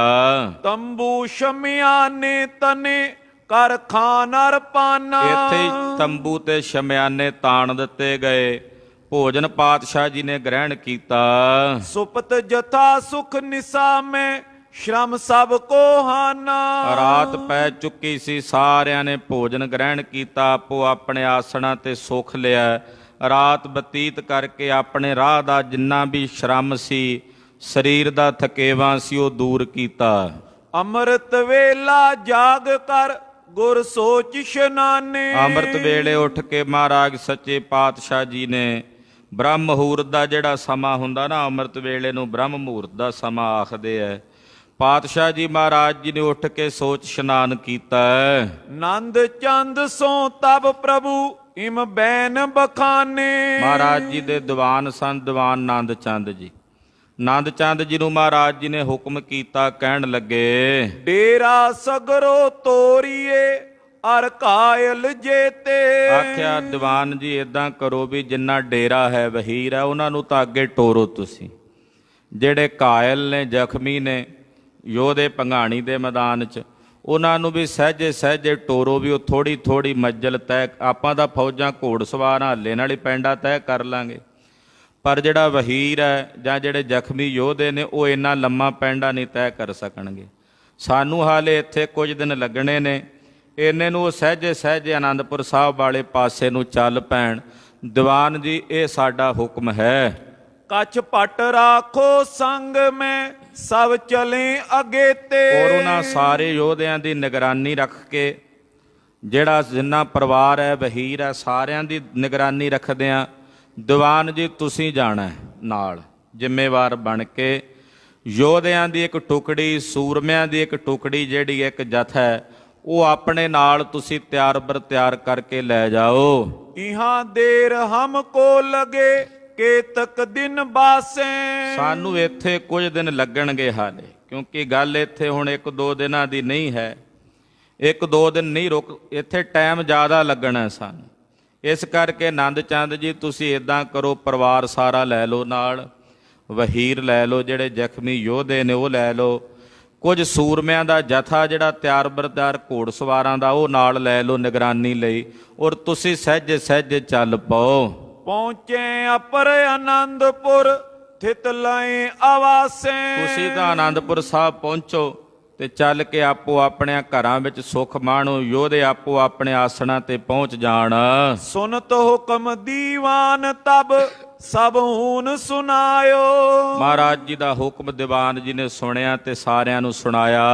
ਕਹਿ ਤਿਆਰੀ ਕਰ ਸਿਵਰ ਕੀ ਤਤਕਾਲ ਚੜਾਇਆ। ਤਾਤਕਾਲ ਸਾਰੇ ਡੇਰੇ ਦੀ ਤਿਆਰੀ ਕਰਾ ਕੇ ਦੀਵਾਨ ਆਨੰਦ ਚੰਦ ਜੀ ਨੇ ਸਭ ਨੂੰ ਨਾਲ ਲਿਆ ਤੇ ਚੱਲ ਪਏ। ਮਾਤੁਲ ਪ੍ਰਭੂ ਕਿਰਪਾਲ ਕੋ ਸੌਂਪਿਓ ਸਭ ਡੇਰਾ। ਮਹਾਰਾਜ ਜੀ ਨੇ ਮਾਮਾ ਕਿਰਪਾਲ ਚੰਦ ਜੀ ਦੀ ਜ਼ਿੰਮੇਵਾਰੀ ਲਾਈ, ਜਿਹੜੇ ਸਤਿਗੁਰਾਂ ਦੇ ਮਹਿਲ ਨੇ, ਪਰਿਵਾਰ ਹੈ, ਉਹਨਾਂ ਦੀ ਜਿਹੜੀ ਦੇਖਭਾਲ ਦੀ ਜ਼ਿੰਮੇਵਾਰੀ ਦੀ ਜਿਹੜੀ ਡਿਊਟੀ ਹੈ ਉਹ ਸਤਿਗੁਰੂ ਜੀ ਨੇ ਮਾਮਾ ਕਿਰਪਾਲ ਚੰਦ ਜੀ ਦੀ ਲਾਈ ਕਿ ਤੁਸੀਂ ਨਾਲ ਜਾਣਾ ਹੈ। ਮਗ ਮੈਂ ਅਰਪੁਰ ਪਹੁੰਚ ਕਰ ਪ੍ਰਤਪਾਲ ਬਡੇਰਾ। ਆਖਿਆ ਮਾਮਾ ਜੀ ਤੁਸੀਂ ਰਸਤੇ ਵਿੱਚ ਵੀ ਪਰਿਵਾਰ ਦੀ ਸੰਭਾਲ ਕਰਕੇ, ਨਗਰ ਵਿੱਚ ਵੀ ਪਹੁੰਚ ਕੇ ਪਰਿਵਾਰ ਦੀ ਸੰਭਾਲ ਕਰਨੀ ਹੈ। ਜਦੋਂ ਤੱਕ ਅਸੀਂ ਨਹੀਂ ਆਉਂਦੇ ਉਦੋਂ ਤੱਕ ਤੁਸੀਂ ਇਹਨਾਂ ਦੀ ਨਿਗਰਾਨੀ ਕਰਨੀ ਹੈ। ਜਥਾ ਜੋਗ ਸਭ ਊਨ ਕੀ ਸੁਧ ਨਿਤ ਪ੍ਰਤ ਲੀਜੈ। ਔਰ ਯਥਾ ਯੋਗ ਸਾਰਿਆਂ ਦੀ ਖਬਰ, ਜਿਹੜੇ ਯੋਧੇ ਜ਼ਖਮੀ ਨੇ ਉਹਨਾਂ ਦੀ ਵੀ ਸਾਰ ਸੰਭਾਲ ਮਾਮਾ ਜੀ ਤੁਸੀਂ ਨਾਲ ਨਾਲ ਲੈਂਦੇ ਰਹਿਣਾ। ਕਿਸੇ ਨੂੰ ਯੋਧੇ ਨੂੰ ਕਿਸੇ ਚੀਜ਼ ਦੀ ਜ਼ਰੂਰਤ ਹੈ, ਲੋੜ ਹੈ, ਉਹ ਲੋੜਾਂ ਤੁਸੀਂ ਨਾਲ ਨਾਲ ਚੱਲ ਕੇ ਪੂਰੀਆਂ ਕਰਨੀਆਂ ਹਨ। ਕਾਇਲ ਨਿਕਟ ਜਰਾਹੋ ਕੋ ਸੁਧ ਹੇਤ ਪਠੀਜੈ। ਔਰ ਮਾਮਾ ਜੀ ਜਿਹੜੇ ਡਾਕਟਰ ਨੇ ਜਰਾ ਉਹਨਾਂ ਨੂੰ ਕਹਿੰਦੇ ਸਨ, ਜਿਹੜੇ ਵੈਦਗੀ ਦਾ ਕੰਮ ਕਰਦੇ, ਤੇ ਖਾਸ ਕਰਕੇ ਉਚੇਚੇ ਤੌਰ ਤੇ ਜਿਹੜੇ ਜ਼ਖਮੀ ਹੋਏ ਯੋਧਿਆਂ ਦੀ ਮਲਮ ਪੱਟੀ ਕਰਨ ਦਾ ਕੰਮ ਉਹਨਾਂ ਨੂੰ, ਜੇ ਉਹ ਤੋਪੇ ਲਾ ਕੇ, ਉਹ ਫਿਰ ਤੋਪੇ ਕੱਟਣੇ ਟਾਂਕੇ ਲਾ ਕੇ, ਉਹ ਜਰਾ ਜਿਹੜੇ ਸਾਨੂੰ ਨਾਲ ਸੀ। ਮਹਾਰਾਜ ਜੀ ਕਹਿੰਦੇ, ਮਾਮਾ ਜੀ ਜਿਹੜੇ ਸਾਡੇ ਜ਼ਖਮੀ ਯੋਧੇ ਨੇ ਨਾ, ਉਹ ਰੋਜ਼ ਜਰਾ ਨੂੰ ਨਾਲ ਲੈ ਕੇ ਜਾਣਾ, ਕੱਲੇ ਕੱਲੇ ਸੂਰਮੇ ਦੇ ਜ਼ਖਮ ਨੂੰ ਧਿਆਨ ਨਾਲ ਵੇਖਣਾ ਕਿ ਉਹਨਾਂ ਦਾ ਕੋਈ ਜ਼ਖਮ, ਕਿਸੇ ਦੇ ਜ਼ਖਮ ਦੇ ਵਿੱਚ ਕੋਈ ਵਾਧਾ ਨਾ ਹੋਵੇ। ਜੇ ਕਿਸੇ ਦਾ ਜ਼ਖਮ ਕੋਈ ਖਰਾਬ ਹੋ ਰਿਹਾ ਤੇ ਉਹਦੇ ਇਲਾਜ ਵਾਸਤੇ ਨਾਲ ਨਾਲ ਪ੍ਰਬੰਧ ਸਹੀ ਢੰਗ ਨਾਲ ਕਰਨਾ। ਵੇਖੋ ਮਹਾਰਾਜ ਕਿਤਨੇ ਚਿੰਤਤ ਨੇ ਆਪਣੇ ਯੋਧਿਆਂ ਲਈ, ਜਿਹੜੇ ਜਾਨਾਂ ਹੂਲ ਕੇ ਜੰਗ ਦੇ ਮੈਦਾਨ 'ਚ ਲੜੇ ਨੇ। ਕਹਿੰਦੇ ਉਹਨਾਂ ਦਾ ਖਿਆਲ ਜਿਹੜਾ ਉਹ ਨਾਲ ਨਾਲ ਤੁਸੀਂ ਰੱਖਣਾ। ਤੁਮ ਸਿਆਣੇ ਸਭ ਜਗਤ ਮੈਂ ਮਗ ਚਲੀਏ ਥੋਰਾ। ਮਾਮਾ ਜੀ ਤੁਸੀਂ ਸਿਆਣੇ ਹੋ, ਮੈਨੂੰ ਤੁਹਾਨੂੰ ਸਾਰਾ ਕੁਝ ਕਹਿਣ ਦੀ ਜ਼ਰੂਰਤ ਨਹੀਂ ਹੈ। ਤੇ ਰਸਤਾ ਵੀ ਥੋੜਾ ਪੈਂਡਾ ਤੈਅ ਕਰਨਾ, ਜ਼ਿਆਦਾ ਲੰਮਾ ਪੈਂਡਾ ਤੈਅ ਨਹੀਂ ਕਰਨਾ ਵੀ ਜਿਹਦੇ ਨਾਲ ਸਾਰਿਆਂ ਨੂੰ ਮੁਸ਼ਕਲ ਆਵੇ। ਜਿਸ ਤੇ ਬੋ ਸ਼ਰਮ ਪਾਏ ਨੇ ਆਤਪ ਜੋਰਾ। ਸਵੇਰੇ ਠੰਡੇ ਠੰਡੇ ਚੱਲ ਪਿਆ ਕਰੋ, ਜਿਹੜਾ ਠੰਡਾ ਠੰਡਾ ਵੇਲਾ ਹੁੰਦਾ ਨਾ, ਵੀ ਸਵੇਰੇ ਸਵੇਰੇ ਧੁੱਪ ਦੇ ਪੂਰਾ ਸੂਰਜ ਚੜ੍ਹਨ ਤੋਂ ਪਹਿਲਾਂ ਵੀ ਆਤਪ ਥੋੜ੍ਹੀ ਹੋਵੇ, ਕਿਉਂਕਿ ਧੁੱਪ ਦੇ ਵਿੱਚ ਫਿਰ ਚੱਲਣਾ ਔਖਾ ਹੁੰਦਾ। ਕਹਿੰਦੇ ਠੰਡੇ ਠੰਡੇ ਜਿੰਨਾ ਕੁ ਪੈਂਡਾ ਤੈਅ ਕਰ ਸਕਦੇ ਹੋ ਉਹ ਕਰ ਲੈਣਾ ਸੌਖੇ ਢੰਗ ਨਾਲ। ਸੁਨ ਭਗਨੀ ਸੁਤ ਹੁਕਮ ਕੋ ਹੋਏ ਤਿਆਰ ਪਿਆਨਾ। ਮਾਮਾ ਕਿਰਪਾਲ ਚੰਦ ਜੀ ਨੇ ਕਲਗੀਧਰ ਦੇ ਬਚਨ ਸੁਣੇ ਤੇ ਇਹ ਵੀ ਨਾਲ ਚੱਲਣ ਲਈ ਤਿਆਰ ਹੋ ਗਏ। ਸਗਰੋ ਸਿਵਰ ਸੰਭਾਰ ਕੇ ਸੁਧ ਹਿਤ ਸਵਧਾਨਾ। ਸਾਰਾ ਸਿਵਰ ਡੇਰਾ ਸੰਭਾਲ ਕੇ ਤੇ ਸੁਧ ਦੇਣ ਵਾਸਤੇ ਉਸ ਵਕਤ ਦੀਵਾਨ ਆਨੰਦ ਚੰਦ ਜੀ ਵੀ ਨਾਲ ਚੱਲੇ ਹਨ। ਸਨੇ ਸਨੇ ਮਾਰਗ ਪਰਿਓ ਮਗ ਅਲਪ ਚਲੰਤਾ। ਸਹਿਜੇ ਸਹਿਜੇ ਮਾਰਗ ਤੇ ਚੱਲ ਪਏ ਤੇ ਥੋੜਾ ਪੈਂਡਾ 5-4 ਕੋ 10 ਕੋ ਜਿੰਨਾ ਕੁ ਸੌਖੇ ਢੰਗ ਨਾਲ ਸਾਰਿਆਂ ਨੂੰ ਪੁੱਛ ਕੇ ਸਹਿਮਤੀ ਨਾਲ ਚੱਲਦੇ ਹਨ। ਉਤਰੇ ਹਿਤ ਬਿਸਰਾਮ ਕੇ ਸੁਧ ਸਬਨ ਲਹੰਤਾ। ਤੇ ਜਦੋਂ ਉਤਰਦੇ ਨੇ ਦੁਪਹਿਰ ਨੂੰ ਕਿਤੇ ਵੀ, ਤੇ ਜਾ ਕੇ ਮਾਮਾ ਕਿਰਪਾਲ ਚੰਦ ਜੀ ਪਹਿਲਾਂ ਸਭ ਦੀ ਖਬਰ ਲੈਂਦੇ। ਦੀਵਾਨ ਆਨੰਦ ਚੰਦ ਜੀ ਬਕਾਇਦਾ ਖਾਸ ਤੌਰ ਤੇ ਪਹਿਲਾਂ ਉਹਨਾਂ ਜ਼ਖਮੀ ਯੋਧਿਆਂ ਕੋਲ ਜ਼ਰੂਰ ਜਾਂਦੇ, ਉਹਨਾਂ ਦੀ ਖਬਰਸਾਰ ਜਿਹੜੀ ਆ ਉਹ ਨਾਲ ਲੈਂਦੇ ਹਨ। ਖਾਨ ਪਾਨ ਪੋਖਨ ਕਰੇ ਦਿਨ ਹੋਤ ਪਿਆਨੇ। ਇਦਾਂ ਖਾਨ ਪਾਨ ਕਰਕੇ ਪੋਖਣਾ ਕਰਦੇ, ਪਾਲਣਾ ਕਰਦੇ, ਜਦੋਂ ਦਿਨ ਚੜ੍ਹਦਾ ਚੱਲ ਪੈਂਦੇ ਹਨ। ਕ੍ਰਮ ਕ੍ਰਮ ਕਰ ਮਗ ਉਲੰਘ ਕਰ ਪਹੁੰਚੇ ਨਿਜ ਥਾਨੇ। ਮਾਮਾ ਕਿਰਪਾਲ ਚੰਦ ਜੀ ਵਹੀਰ ਲੈ ਕੇ, ਪਰਿਵਾਰ ਲੈ ਕੇ ਸਹਿਜੇ ਸਹਿਜੇ ਚਲਦਿਆਂ ਚਲਦਿਆਂ ਸ੍ਰੀ ਆਨੰਦਪੁਰ ਸਾਹਿਬ ਪਹੁੰਚ ਗਏ। ਜਥਾ ਜੋਗ ਕੈ ਸਬਨ ਕੋ ਕਰਵਾਏ ਡੇਰੇ। ਜਥਾ ਯੋਗ ਸਾਰਿਆਂ ਦਾ ਭਲੇ ਥਾਂ ਤੇ ਡੇਰਾ ਕਰਵਾਉਂਦੇ ਹਨ। ਨਿਤ ਪ੍ਰਤ ਲੈ ਸੁਧ ਸਬਨ ਕੀ ਦੇ ਆਨੰਦ ਕਨੇਰੇ। ਨਿਤਾ ਪ੍ਰਤੀ ਸਾਰਿਆਂ ਦੀ ਸੁਧ ਸਾਰ ਲੈਂਦੇ ਹਨ, ਸਭ ਨੂੰ ਆਨੰਦ ਤੇ ਖੇੜਾ ਬਖਸ਼ਦੇ ਹਨ। ਸੁਨੋ ਗੁਰੂ ਕੀ ਬਾਰਤਾ ਤੈਂ ਚੜੇ ਅਖੇਰਾ। ਹੁਣ ਇੱਧਰ ਕਲਗੀਧਰ ਜੀ ਦੀ ਵਾਰਤਾ ਸੁਣੋ, ਜਿਹੜੇ ਲਾਹਿੜਪੁਰ ਨਗਰ ਚ ਉਤਰੇ ਹੋਏ ਨੇ। ਮਹਾਰਾਜ ਸੱਚੇ ਪਾਤਸ਼ਾਹ ਜੀ ਨਿਤ ਸ਼ਿਕਾਰ ਤੇ ਚੜ੍ਹਦੇ ਹਨ। ਮਨ ਭਾਵਤ ਕਾਨਨ ਫਿਰੇ ਸੁੰਦਰ ਥਲ ਹੇਰਾ। ਮਨ ਭਾਉਂਦੀ ਇੱਛਾ ਦੇ ਨਾਲ ਜੰਗਲ ਵਿੱਚ ਵਿਚਰਦੇ ਨੇ, ਦੂਰ ਤੱਕ ਜੰਗਲ 'ਚ ਵਿਚਰ ਕੇ ਸ਼ਿਕਾਰ ਖੇਡਦੇ ਨੇ। ਅਨਕ ਮ੍ਰਿਗਨ ਚੰਖਾਰ ਵੱਡਗਨ ਸੱਸੇ ਪ੍ਰਹਾਰੇ। ਬਹੁਤ ਸਾਰੇ ਹਿਰਨ, 12 ਸਿੰਗੇ, ਸਹੇ, ਇਹਨਾਂ ਦਾ ਸ਼ਿਕਾਰ ਪਾਤਸ਼ਾਹ ਖੇਡਦੇ ਹਨ। ਰਾਜ ਰਖੀ ਸਮ ਸਤਿਗੁਰੂ ਨਿਜ ਧਰਮ ਸੰਭਾਰੇ। ਰਾਜਾ ਯੋਗੀ ਬਣ ਕੇ ਪਾਤਸ਼ਾਹ ਵਿਚਰਦੇ ਨੇ, ਆਪਣੇ ਧਰਮ ਦੀ ਸੰਭਾਲ ਕਰਦੇ ਹਨ। ਆਤਪ ਤੀਚਨ ਜਬ ਪਈ ਹਟ ਆਏ ਸੋ ਡੇਰੇ। ਸਵੇਰੇ ਠੰਡੇ ਠੰਡੇ ਮਹਾਰਾਜ ਜੀ ਸ਼ਿਕਾਰ ਤੇ ਜਾਂਦੇ ਨੇ। ਜਦੋਂ ਧੁੱਪ ਤਿੱਖੀ ਪੈਣ ਲੱਗਦੀ ਹੈ, ਪਾਤਸ਼ਾਹ ਆਪਣੇ ਡੇਰੇ ਤੇ ਪੜਾ ਤੇ ਆ ਜਾਂਦੇ ਹਨ। ਬਿਸਰਾਮੇ ਕਰ ਖਾਨ ਕੋ ਤਿਮ ਸੋ ਭਟ ਕਨੇਰੇ। ਮਹਾਰਾਜ ਸੱਚੇ ਪਾਤਸ਼ਾਹ ਜੀ ਦੇ ਸਮੇਤ ਸਾਰੇ ਯੋਧੇ ਭੋਜਨ ਛਕਦੇ ਨੇ। ਦੁਪਹਿਰ ਦਾ ਵੇਲਾ ਆਪੋ ਆਪਣੇ ਆਸਣਾਂ ਤੇ ਬਿਰਾਜਦੇ ਨੇ, ਕੁਝ ਸਮੇਂ ਲਈ ਸੁੱਖ ਲੈਂਦੇ ਹਨ। ਕਰ ਇਸ਼ਨਾਨ ਤੈ ਸਮੇਂ ਕੋ ਬੈਠੇ ਪਰਵਾਰੇ। ਗਰੀਬ ਨਵਾਜ ਸਾਹਿਬ ਸੱਚੇ ਪਾਤਸ਼ਾਹ ਦੁਪਹਿਰਾ ਢਲਦਾ ਹੈ, ਉੱਠਦੇ ਨੇ, ਉੱਠ ਕੇ ਸੇਵਾਦਾਰ ਸ਼ਰਦਾਈ ਦਾ ਰਗੜਾ ਲੈ ਕੇ ਲੈ ਕੇ ਆਉਂਦੇ। ਗਰਮੀਆਂ ਦੇ ਦਿਨ ਨੇ, ਬਾਟਾ ਭਰ ਕੇ ਮਹਾਰਾਜ ਸ਼ਰਦਾਈ ਦਾ ਛਕਦੇ ਆ, ਯੋਧੇ ਛਕਦੇ ਆ। ਮਹਾਰਾਜ ਇਸ਼ਨਾਨ ਪਾਨ ਕਰਕੇ ਫਿਰ ਸਾਰਿਆਂ ਯੋਧਿਆਂ ਸਮੇਤ ਬੈਠ ਜਾਂਦੇ ਨੇ। ਲਗਤ ਸਭਾ ਸਭ ਸੋ ਭੱਟ ਕੀ ਸੰਗਤ ਜੋ ਆਵੇ। ਸ਼ਾਮ ਦੇ ਵੇਲੇ ਮਹਾਰਾਜ ਜੀ ਦੀ ਸਭਾ ਲੱਗ ਜਾਂਦੀ, ਯੋਧਿਆਂ ਦੀ ਸਭਾ ਸੱਜ ਜਾਂਦੀ ਹੈ ਤੇ ਜਿਹੜੀ ਸੰਗਤ ਦਰਸ਼ਨਾਂ ਦੀ ਅਭਲਾਖੀ ਹੈ ਉਹ ਦਰਸ਼ਨ ਕਰਨ ਲਈ ਪਹੁੰਚਦੀ ਹੈ। ਦਰਸੇ ਧਰ ਕੇ ਕਾਮਨਾ ਬਾਚਤ ਮਨ ਪਾਵੇ। ਜਿਹੜਾ ਵੀ ਆ ਕੇ ਜਿਹੜੀ ਕਾਮਨਾ ਧਾਰ ਕੇ ਮਹਾਰਾਜ ਜੀ ਦੇ ਦਰਸ਼ਨ ਕਰਦਾ ਹੈ ਉਹਦੀ ਉਹ ਕਾਮਨਾ ਸਤਿਗੁਰੂ ਜੀ ਪੂਰੀ ਕਰਦੇ। ਜੈਸੀ ਕੋਈ ਮਨਸਾ ਧਾਰ ਕੇ ਆਉਂਦਾ ਹੈ ਉਸ ਦੀ ਭਾਵਨਾ ਮੁਤਾਬਕ ਸਤਿਗੁਰੂ ਜੀ ਉਹਨੂੰ ਫਲ ਬਖਸ਼ਦੇ ਨੇ। ਗਰੀਬ ਨਵਾਜ ਸਾਹਿਬ ਸੱਚੇ ਪਾਤਸ਼ਾਹ ਜੀ ਸਭ ਦੀਆਂ ਇੱਛਾਵਾਂ ਪੂਰਨ ਕਰਦੇ ਹਨ।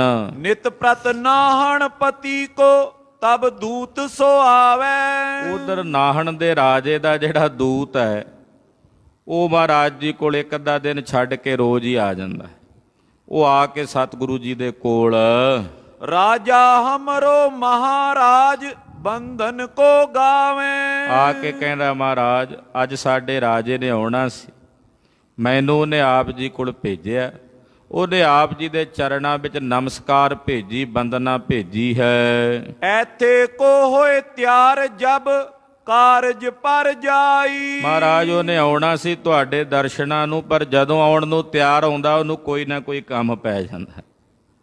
ਬਹਾਨੇ ਲਾ ਰਿਹਾ ਸੀ ਮੇਦਨੀ ਪ੍ਰਕਾਸ਼, ਤੇ ਲਾਵੇ ਵੀ ਕਿਉਂ ਨਾ।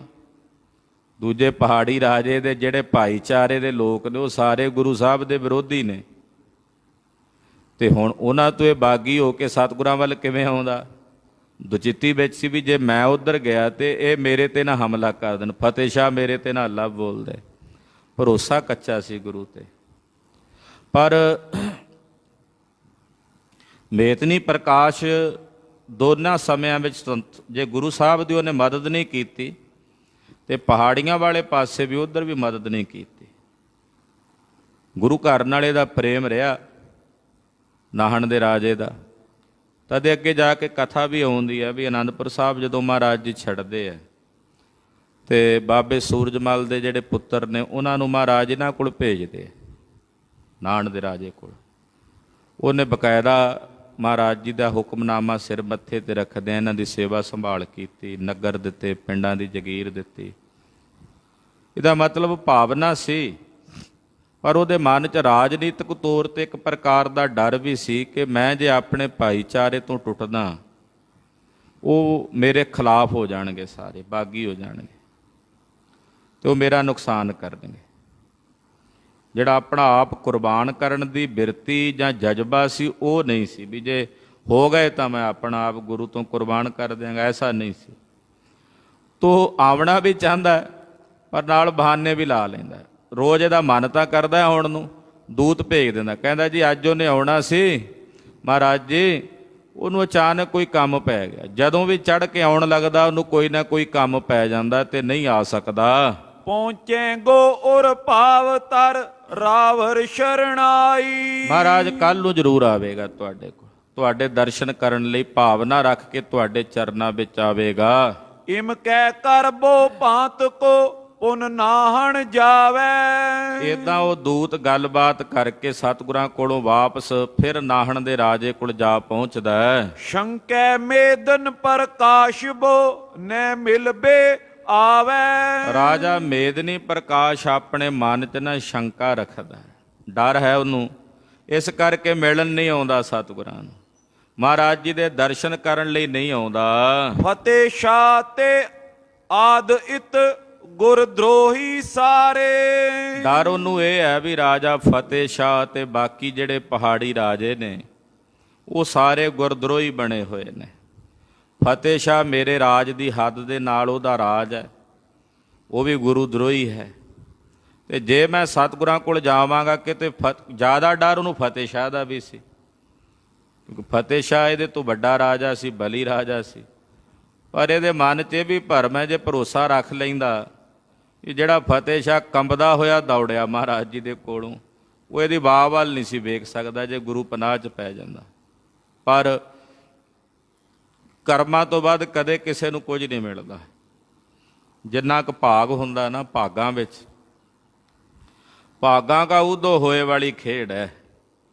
ਮਨ 'ਚ ਇਹਦੇ ਸ਼ੰਕਾ ਹੈ ਕਿ ਰਾਜਾ ਫਤਿਹ ਸ਼ਾਹ ਤੇ ਜਿਹੜੇ ਹੋਰ ਰਾਜੇ ਨੇ ਇਹ ਗੁਰਦਰੋਹੀ ਹਨ। ਭੀਮ ਚੰਦ ਤੇ ਆਦ ਉਤ ਬੈਰੀ ਰਿਸ ਧਾਰੇ। ਉਧਰ ਰਾਜੇ ਭੀਮ ਚੰਦ ਆਦਿਕ ਵਰਗੇ ਜਿਹੜੇ ਰਾਜੇ ਨੇ ਸਾਰੇ ਮਹਾਰਾਜ ਜੀ ਦੇ ਵੈਰੀ ਨੇ।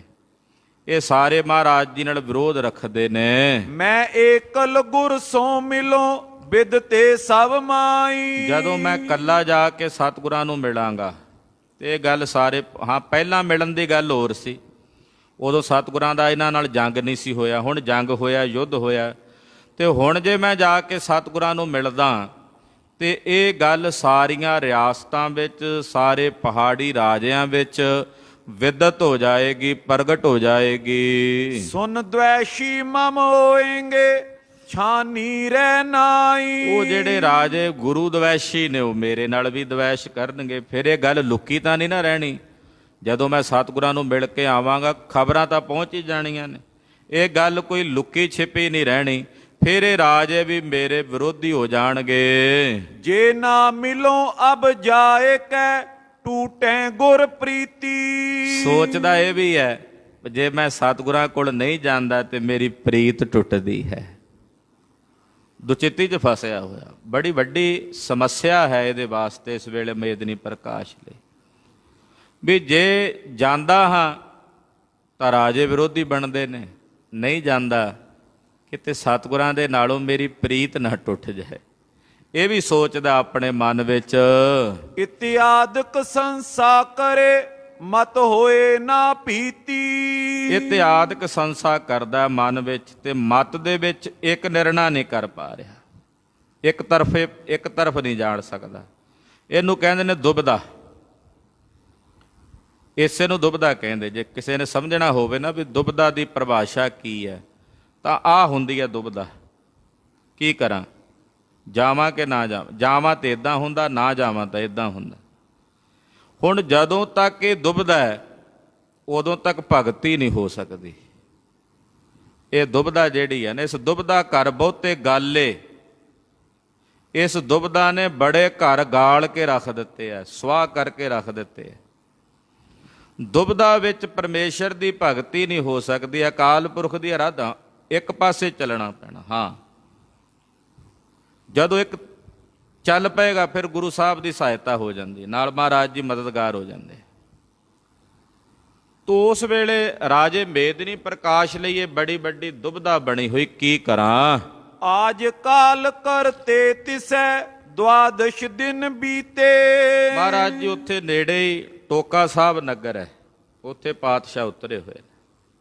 ਉੱਥੇ ਅੱਜ ਕੱਲ੍ਹ ਗੁਰਦੁਆਰਾ ਟੋਕਾ ਸਾਹਿਬ ਹੈ ਜਿੱਥੇ ਪਾਤਸ਼ਾਹ ਦਾ ਉਤਾਰ ਹੈ।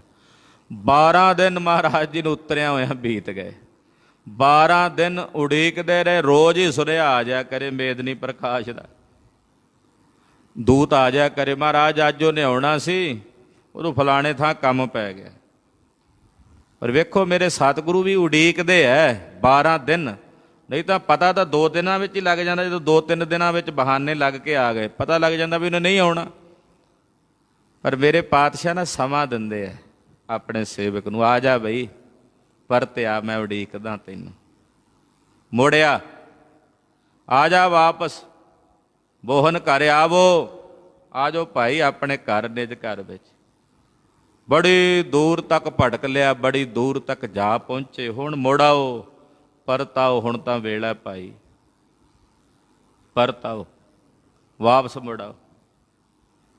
ਘਰ ਵਾਪਸੀ ਦਾ ਇੱਕ ਬੜਾ ਪਿਆਰਾ ਸੰਕਲਪ ਭਾਈ ਪੰਥ ਰਤਨ ਭਾਈ ਸਾਹਿਬ ਭਾਈ ਜਸਵੀਰ ਸਿੰਘ ਜੀ ਖਾਲਸਾ ਖੰਨੇ ਵਾਲੇ, ਇਤਨੇ ਮਹਾਨ ਪ੍ਰਵਕਤਾ, ਸਾਧਕ, ਬੰਦਗੀ ਵਾਲੀ ਰੂਹ ਸਨ। ਉਹਨਾਂ ਆਪਣੇ ਵੇਲੇ ਮੁਹਿੰਮ ਚਲਾਈ ਸੀ ਘਰ ਵਾਪਸੀ ਦੀ। ਜਿਹੜੇ ਬੱਚੇ, ਜਿਹੜੇ ਨੌਜਵਾਨ ਜਾਂ ਜਿਹੜੇ ਪਤਤ ਪੁਣੇ ਵਾਲੇ ਪਾਸੇ ਲੱਗ ਕੇ ਸਿੱਖੀ ਨੂੰ ਤਿਲਾਂਜਲੀ ਦੇ ਕੇ ਗਏ, ਉਹਨਾਂ ਨੂੰ ਵਾਪਸ ਘਰ ਆਉਣ, ਉਹਨਾਂ ਨੂੰ ਸਿਰੇ ਪਾਉ ਦੇ ਕੇ ਸੰਗਤ ਵਿੱਚ ਉਹਨਾਂ ਦਾ ਸਤਿਕਾਰ ਕਰਨਾ, ਮਾਣ ਦੇਣਾ। ਇਹ ਮੁਹਿੰਮ ਭਾਈ ਸਾਹਿਬ ਨੇ ਵੀ ਸ਼ੁਰੂ ਕੀਤੀ। ਬਹੁਤ ਸਾਰੇ ਗੁਰਮੁਖਾਂ ਨੇ ਬਾਅਦ ਵਿੱਚ ਇਸ ਮੁਹਿੰਮ ਨੂੰ ਅੱਗੇ ਨਾਲ ਟੋਰਿਆ, ਹੁਣ ਵੀ ਟੋਰਦੇ ਨੇ, ਕਈ ਗੁਰਮੁਖ ਇੱਦਾਂ ਦੇ ਉਪਰਾਲੇ ਕਰਦੇ। ਸਤਿਗੁਰੂ ਜੀ ਉਡੀਕਦੇ ਨੇ, 12 ਦਿਨ ਉਡੀਕ ਮਹਾਰਾਜ ਜੀ ਨੇ, ਆ ਜੋ ਆਏਗਾ ਮੇਦਨੀ ਪ੍ਰਕਾਸ਼ ਆਏਗਾ। ਫਿਰ ਸੁਨੇਹਾ ਆ ਜਾਂਦਾ ਮਹਾਰਾਜ ਨੂੰ, ਫਿਰ ਕੰਮ ਪੈ ਗਿਆ ਅੱਜ। ਪਰ ਸਤਿਗੁਰੂ ਜੀ ਦਾ ਹਿਰਦਾ ਕਿਤਨਾ ਵਿਸ਼ਾਲ ਹੈ। ਮਹਾਰਾਜ ਉਡੀਕਦੇ ਰਹੇ 12 ਦਿਨ ਤਕਰੀਬਨ ਮਹਾਰਾਜ ਜੀ ਨੂੰ ਇੱਥੇ ਬੈਠਿਆਂ ਉਡੀਕਦਿਆਂ ਬੀਤ ਗਏ। ਕਹਿ ਕਹਿ ਬਿਨੇ ਪਠਾਵਨੋ ਮਨ ਹੋਏ ਵਿਪਰੀਤੀ। ਬੇਨਤੀਆਂ ਕਰ ਕਰਕੇ ਤਾਂ ਭੇਜਦਾ ਵਕੀਲ ਨੂੰ, ਪਰ ਮਨ 'ਚ ਇਹ ਵਿਪਰੀਤੀ ਬਿਰਤੀ ਚੱਲ ਰਹੀ, ਦੁਬਦਾ ਵਾਲੀ। ਇੱਕ ਪਾਸੇ ਫਰੀਦ ਜੀ ਦੇ ਅੰਦਰ ਵੀ ਦੁਬਦਾ ਆ ਗਈ, ਮੀਂਹ ਪੈਂਦਾ ਸੀ, ਕਹਿੰਦੇ ਵੀ ਮੀਂਹ ਵਰਸਦਾ, ਗਲੀਆਂ 'ਚ ਚਿੱਕੜ ਹੈ, ਠੰਡ ਦਾ ਮੌਸਮ ਹੈ, ਜਿਹੜੀ ਕੰਬਲੀ ਲਈ ਇਹ ਵੀ ਭਿੱਜ ਜਾਣੀ ਹੈ। ਜਾਵਾਂ ਕਿ ਨਾ ਜਾਵਾਂ ਅੱਜ ਗੁਰਦੁਆਰੇ, ਆਪਣੇ ਗੁਰੂ ਘਰ, ਆਪਣੇ ਗੁਰੂ ਦੇ ਦਰਸ਼ਨਾਂ ਨੂੰ। ਫਰੀਦ ਜੀ ਦੇ ਗੁਰੂ ਦਾ ਨਾਮ ਸੀ ਸ਼ੇਖ ਬਖਤਿਆਰ ਕਾਕੀ। ਜਾਵਾਂ ਕਿ ਨਾ ਜਾਵਾਂ, ਸੋਚੀ ਜਾਣ ਖਲੋਤੇ। ਜੇ ਚੱਲਾਂ ਤਾਂ ਕੰਬਲੀ ਭਿੱਜਦੀ ਹੈ, ਰਹਿੰਦਾ ਤਾਂ ਨੇਹ ਟੁੱਟਦਾ, ਕਰਾਂ ਤਾਂ ਕਰ, ਦੁਬਦਾ ਆ ਗਈ ਨਾ। ਆਖਰਕਾਰ ਫਿਰ ਇਹ ਕੰਨੇ ਬੰਨੇ ਹੋਏ ਟੁਰੇ, ਕਹਿੰਦੇ ਬਈ ਜਾਣਾ ਹੀ ਜਾਣਾ, ਕੰਬਲੀ ਭਿੱਜਦੀ ਆ ਤਾਂ ਭਿੱਜੇ, ਗਲੀਆਂ ਵਿੱਚ ਚਿੱਕੜ ਆਇਆ ਤਾਂ ਕੋਈ ਗੱਲ ਨਹੀਂ, ਪਰ ਮੇਰਾ ਨੇਹ ਨਹੀਂ ਟੁੱਟਣਾ ਚਾਹੀਦਾ। ਆਹ ਹੁੰਦੀ ਇੱਕ ਪਾਸੇ ਜਿਹਨੂੰ ਚੱਲ ਪੈਣਾ। ਅਕਸਰ ਕਈ ਵਾਰੀ ਸਾਡੀ ਮਾਨਸਿਕਤਾ ਵਿੱਚ ਇੱਦਾਂ ਦੀ ਪ੍ਰਵਿਰਤੀ ਆ ਜਾਂਦੀ ਹੈ, ਹੁਣ ਕੀ ਕਰੀਏ। ਉਦੋਂ ਫਿਰ ਜਿਹੜਾ ਗੁਰੂ ਵਾਲਾ ਪਾਸਾ ਉਹਨੂੰ ਚੁਣਨਾ, ਦੂਜੇ ਦਾ ਜਿਹੜਾ ਗੁਰੂ ਵਾਲੇ ਪਾਸੇ ਤੋਂ ਮੋੜ ਕੇ ਦੂਜੇ ਪਾਸੇ ਨੂੰ ਜਾ ਰਿਹਾ, ਉਸ ਪਾਸੇ ਨਹੀਂ ਚੱਲਣਾ, ਗੁਰੂ ਵਾਲੇ ਪਾਸੇ ਨੂੰ ਚੱਲਣਾ। ਬਣ ਜਾਂਦੀਆਂ ਕਈ ਵਾਰੀ ਇਹੋ ਜਿਹੀਆਂ ਪਰਿਸਥਿਤੀਆਂ, ਹੋ ਜਾਂਦਾ ਕਈ ਵਾਰੀ ਇੱਦਾਂ ਦਾ ਵਰਤਾਰਾ ਵੀ ਗੁਰੂ ਵਾਲੇ ਪਾਸੇ ਜਾਵਾਂ ਕਿ ਇੱਧਰ ਜਾਵਾਂ। ਉਦੋਂ ਚੋਣ ਇਹ ਹੋਣੀ ਚਾਹੀਦੀ ਵੀ ਗੁਰੂ ਵਾਲੇ ਪਾਸੇ ਨੂੰ ਜਾਣਾ। ਬਸ ਫਿਰ ਕਿਰਪਾ ਹੋ ਜਾਂਦੀ ਹੈ, ਦਇਆ ਹੋ ਜਾਂਦੀ ਹੈ। ਮੇਦਨੀ ਪ੍ਰਕਾਸ਼ ਜੀ ਇੱਥੇ ਚੁੱਕ ਗਏ ਹੈਣ, ਤਾਂ ਉਹ ਵੀ, ਮੈਂ ਤਾਂ ਉਹਨਾਂ ਨੂੰ ਵੀ ਕਹਿਣਾ ਧੰਨ ਨੇ ਰਾਜਾ ਮੇਦਨੀ ਪ੍ਰਕਾਸ਼ ਜੀ, ਜਿਨ੍ਹਾਂ ਗੁਰੂ ਸਾਹਿਬ ਦੀ ਕਿੰਨੀ ਸੇਵਾ ਕੀਤੀ। 4 ਸਾਲ ਮਹਾਰਾਜ ਜੀ ਪੌਂਟਾ ਸਾਹਿਬ ਰਹੇ, ਜ਼ਮੀਨ ਦਿੱਤੀ, ਨਗਰ ਵਸਾਇਆ, ਕੋਲ ਰਹਿ ਕੇ ਦਰਸ਼ਨ। ਉਹਦੇ ਕੋਈ ਭਾਗ ਤਾਂ ਸੀ ਨਾ ਚੰਗੇ, ਪਰ ਕੋਈ ਇੱਕ ਅੱਧਾ ਕਰਮ ਕਈ ਵਾਰੀ ਆ ਜਾਂਦਾ ਮਾੜਾ, ਅੱਗੇ ਉਹ ਵੀ ਆ ਜਾਂਦਾ। ਤੋ ਸਤਿਗੁਰੂ ਜੀ 12 ਦਿਨ ਇੱਥੇ ਉਡੀਕਦੇ ਰਹੇ। ਇਹ ਰੋਜ਼ ਵਕੀਲ ਭੇਜ ਕੇ ਬੇਨਤੀ ਤਾਂ ਕਰ ਜਾਂਦਾ, ਪਰ ਮਨ 'ਚ ਵਿਪਰੀਤੀ ਹੈ। ਬੂਝੇ ਨਿਜ ਪ੍ਰਧਾਨ ਸਭ ਮੈਂ ਕਰਹੋਂ ਕੈਸੇ। ਹੁਣ ਆਪਣੇ ਵਜ਼ੀਰਾਂ ਨੂੰ, ਆਪਣੇ ਅਹਿਲਕਾਰਾਂ ਨੂੰ ਸੱਦ ਕੇ ਉਹਨਾਂ ਨਾਲ ਸਲਾਹ ਕਰਦਾ ਵੀ ਦੱਸੋ ਕੀ ਕਰਾਂ, ਮੈਨੂੰ ਹੁਣ ਕੀ ਕਰਨਾ ਚਾਹੀਦਾ। ਉਹ ਸਤਿਗੁਰੂ ਜੀ ਉਡੀਕਦੇ ਨੇ, ਨਾਲੇ ਬਚਨ ਵੀ ਕੀਤਾ। ਗੁਰਦੁਆਰਾ ਟੋਕਾ ਸਾਹਿਬ ਦਾ ਇਤਿਹਾਸ ਉਹ ਵੀ ਨਾਲ ਭਾਈ ਸਾਹਿਬ ਜੀ ਦੱਸ ਰਹੇ ਨੇ। ਤੇ ਲਾਹਾ ਤੇ ਟੋਟਾ 2 ਪਿੰਡ ਨੇ ਉੱਥੇ, ਉਹਨਾਂ ਪਿੰਡਾਂ ਦਾ ਇਤਿਹਾਸ ਮਹਾਰਾਜ ਜੀ ਨੇ ਕਿਵੇਂ ਵਰਤਾਇਆ। ਰਾਏਪੁਰ ਦੀ ਜਿਹੜੀ ਰਾਣੀ ਸੀ ਉਹਨੂੰ ਮਹਾਰਾਜ ਜੀ ਨੇ ਕਿਵੇਂ ਕਿਰਤਾਰਥ ਕੀਤਾ। ਰਾਏਪੁਰ ਰਾਣੀ, ਜਦੋਂ ਇੱਧਰ ਜਾਈਏ ਨਾ ਜੀਰਕਪੁਰ ਤੋਂ ਬਰਵਾਲੇ, ਤੇ ਬਰਵਾਲੇ ਤੋਂ ਥੋੜ੍ਹਾ ਜਿਹਾ ਅੱਗੇ ਜਾ ਕੇ ਰਾਏਪੁਰ ਨਗਰ ਆਉਂਦਾ, ਉੱਥੇ ਉਹ ਰਾਣੀ ਦਾ ਮਹਿਲ, ਰਾਣੀ ਦਾ ਉਹ ਘਰ ਜਿੱਥੇ ਮੇਰੇ ਕਲਗੀਆਂ ਵਾਲੇ ਪਾਤਸ਼ਾਹ ਬੈਠੇ ਸਨ ਆਣ ਕੇ, ਉਹ ਪੁਰਾਣਾ ਇੱਕ ਦਰਖਤ ਹੈ ਉੱਥੇ, ਉਹਦੇ ਥੱਲੇ ਉਹ ਅਸਥਾਨ। ਪਿਛਲੇ ਸਾਲ ਉੱਥੇ ਅਸੀਂ ਗਏ ਸੀ, ਦਰਸ਼ਨ ਕੀਤੇ ਸਨ। ਤੋ ਹੈ ਤਾਂ ਉਹ ਰਾਜ ਘਰਾਣੇ ਦੇ ਪ੍ਰਬੰਧ ਦੇ ਕੋਲ ਹੀ, ਪਰ ਉੱਥੇ ਕਦੇ ਕਦੇ ਉਹ ਸਾਲਾਨਾ ਸਮਾਗਮ ਹੁੰਦਾ ਮਹਾਰਾਜ ਜੀ ਦਾ, 10ਵੇਂ ਪਾਤਸ਼ਾਹ ਦਾ ਪ੍ਰਕਾਸ਼ ਦਿਹਾੜਾ ਮਨਾਉਂਦੇ ਹੈ। ਉਹ ਇਤਿਹਾਸਕ ਸਥਾਨਾਂ ਦਾ ਇਤਿਹਾਸ ਚੱਲ ਰਿਹਾ। ਆਪ ਜੀ ਅਗਲਿਆਂ ਪ੍ਰਸੰਗਾਂ ਵਿੱਚ ਸਰਵਣ ਕਰੋਗੇ। ਗਰੀਬ ਨਵਾਜ ਸਾਹਿਬ ਦੀ ਪਾਵਨ ਕਥਾ ਕਥਨ ਕਰਦਿਆਂ ਹੋਈਆਂ ਭੁੱਲਾਂ ਚੁੱਕਾਂ ਦੀ ਖਿਮਾ। ਵਾਹਿਗੁਰੂ ਵਾਹਿਗੁਰੂ ਵਾਹਿਗੁਰੂ ਵਾਹਿਗੁਰੂ ਵਾਹਿਗੁਰੂ ਵਾਹਿਗੁਰੂ ਵਾਹਿਗੁਰੂ ਵਾਹਿਗੁਰੂ ਵਾਹਿਗੁਰੂ